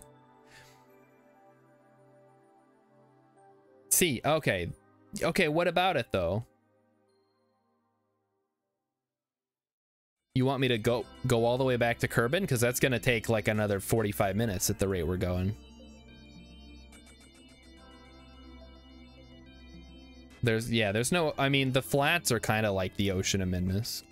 Apparently in KSP 2, it's not ice, it's gonna be glass, which is kind of interesting. So I'll be curious to see how the flats end up looking. I mean, just a flat, like flat expanse of glass could be really cool. Although I will be sad for the lack of mint ice cream. All right, I think we're in a good landing position here. Only need 480. Is that from the surface in total, or is that from orbit? You don't want to land, you need to ocean. Okay. Well, we're gonna ocean here right now. We're gonna ocean ourselves right here in the flats. He was punning.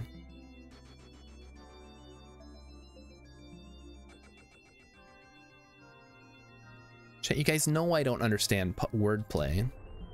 We've talked about this. Slow it on down. Slow it on down. Probably too much. Slowed it down too much again. All right. Almost done. Also, I gotta drink water.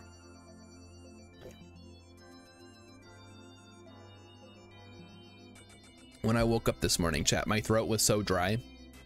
It was like 4 in the morning, and I was actually debating if I wanted to get up and like go get a glass of water. And then my sleepy brain was like, no, we're too tired. And my throat brain was like, yeah, but it's so dry. So I'm gonna try to head it off at the pass and drink the water tonight and hope that I don't pee the bed. We'll see how that goes. You're suddenly craving specifically Long John Silver's? Darn you, Dan. Now I'm curious. Who is Dan, and why is Dan making you crave Long John Silver's? Because I just watched a YouTube video about Long John Silver's today, and then I was kind of craving Long John Silver's. So, yeah. All that, oh, from Dan the Noodle. Oh, you know what? That's right. That is Dan the Noodle. For some reason, I was thinking Dan Giesling, who's like another popular streamer. Like the main Dan that I know. Slowing it down, slowing it down. I don't even, do they even still have, I guess they do. Hold on, let me check if this is on the website or not. All right, do a quick crew report. Greater Flats now. Log temperature. Log atmosphere. Conduct material study. Observe mystery goo. Got him. All right, Dewberry. Welcome to the team. Now you're gonna get some science.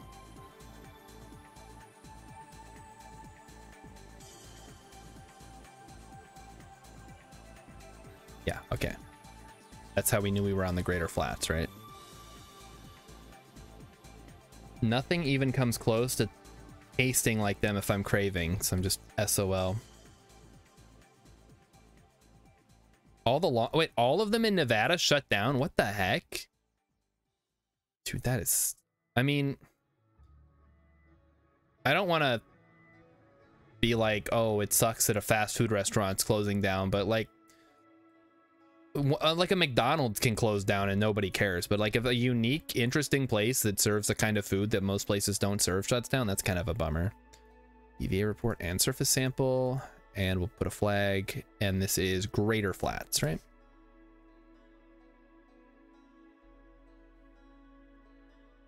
All right. Greater Flats. Dewberry was here. There we go. Hey, we're back to Outer Wilds again. Beautiful. Love this music. I'm gonna say it again. If you guys have not played Outer Wilds, go do it. It's so good. All right.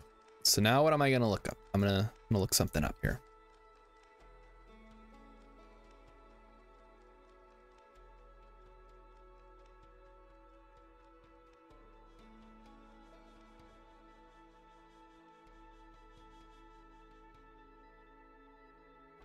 Wait, That sucks.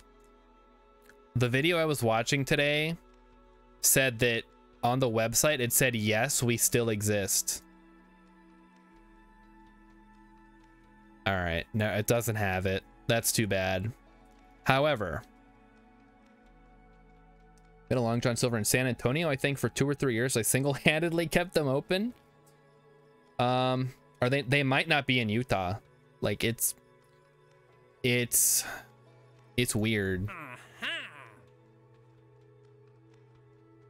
I don't know where they were. I think they was just all over the country, but like very rare. There was one, there might still be one in the closest larger town to where I live. I don't think we need any of these, so let's quit to main menu. So yeah, we're gonna leave that Am I the Asshole for the end of the month if it's still there. But basically, am I the asshole for telling my wife the cat is still her responsibility even if she's pregnant? The answer is probably yes. So we're gonna wrap it up on time tonight, thank goodness. And in exchange, I'm gonna send you guys on over to somebody cool. Let's go over to Pelu. It's doing some City Skylines, which is a game I have mixed feelings about, but other people tend to like it, so let's head over there. So everybody have a great night. If you're gonna go for some late night Long John Silvers, pick me up some too. I'll just take like a number 1. You can keep the drink. They do have a locator, yes. So everybody have a great night. I will see you back here on Friday. It may be Kerbal Space Program, it may be something else. Remains to be seen. Here we go.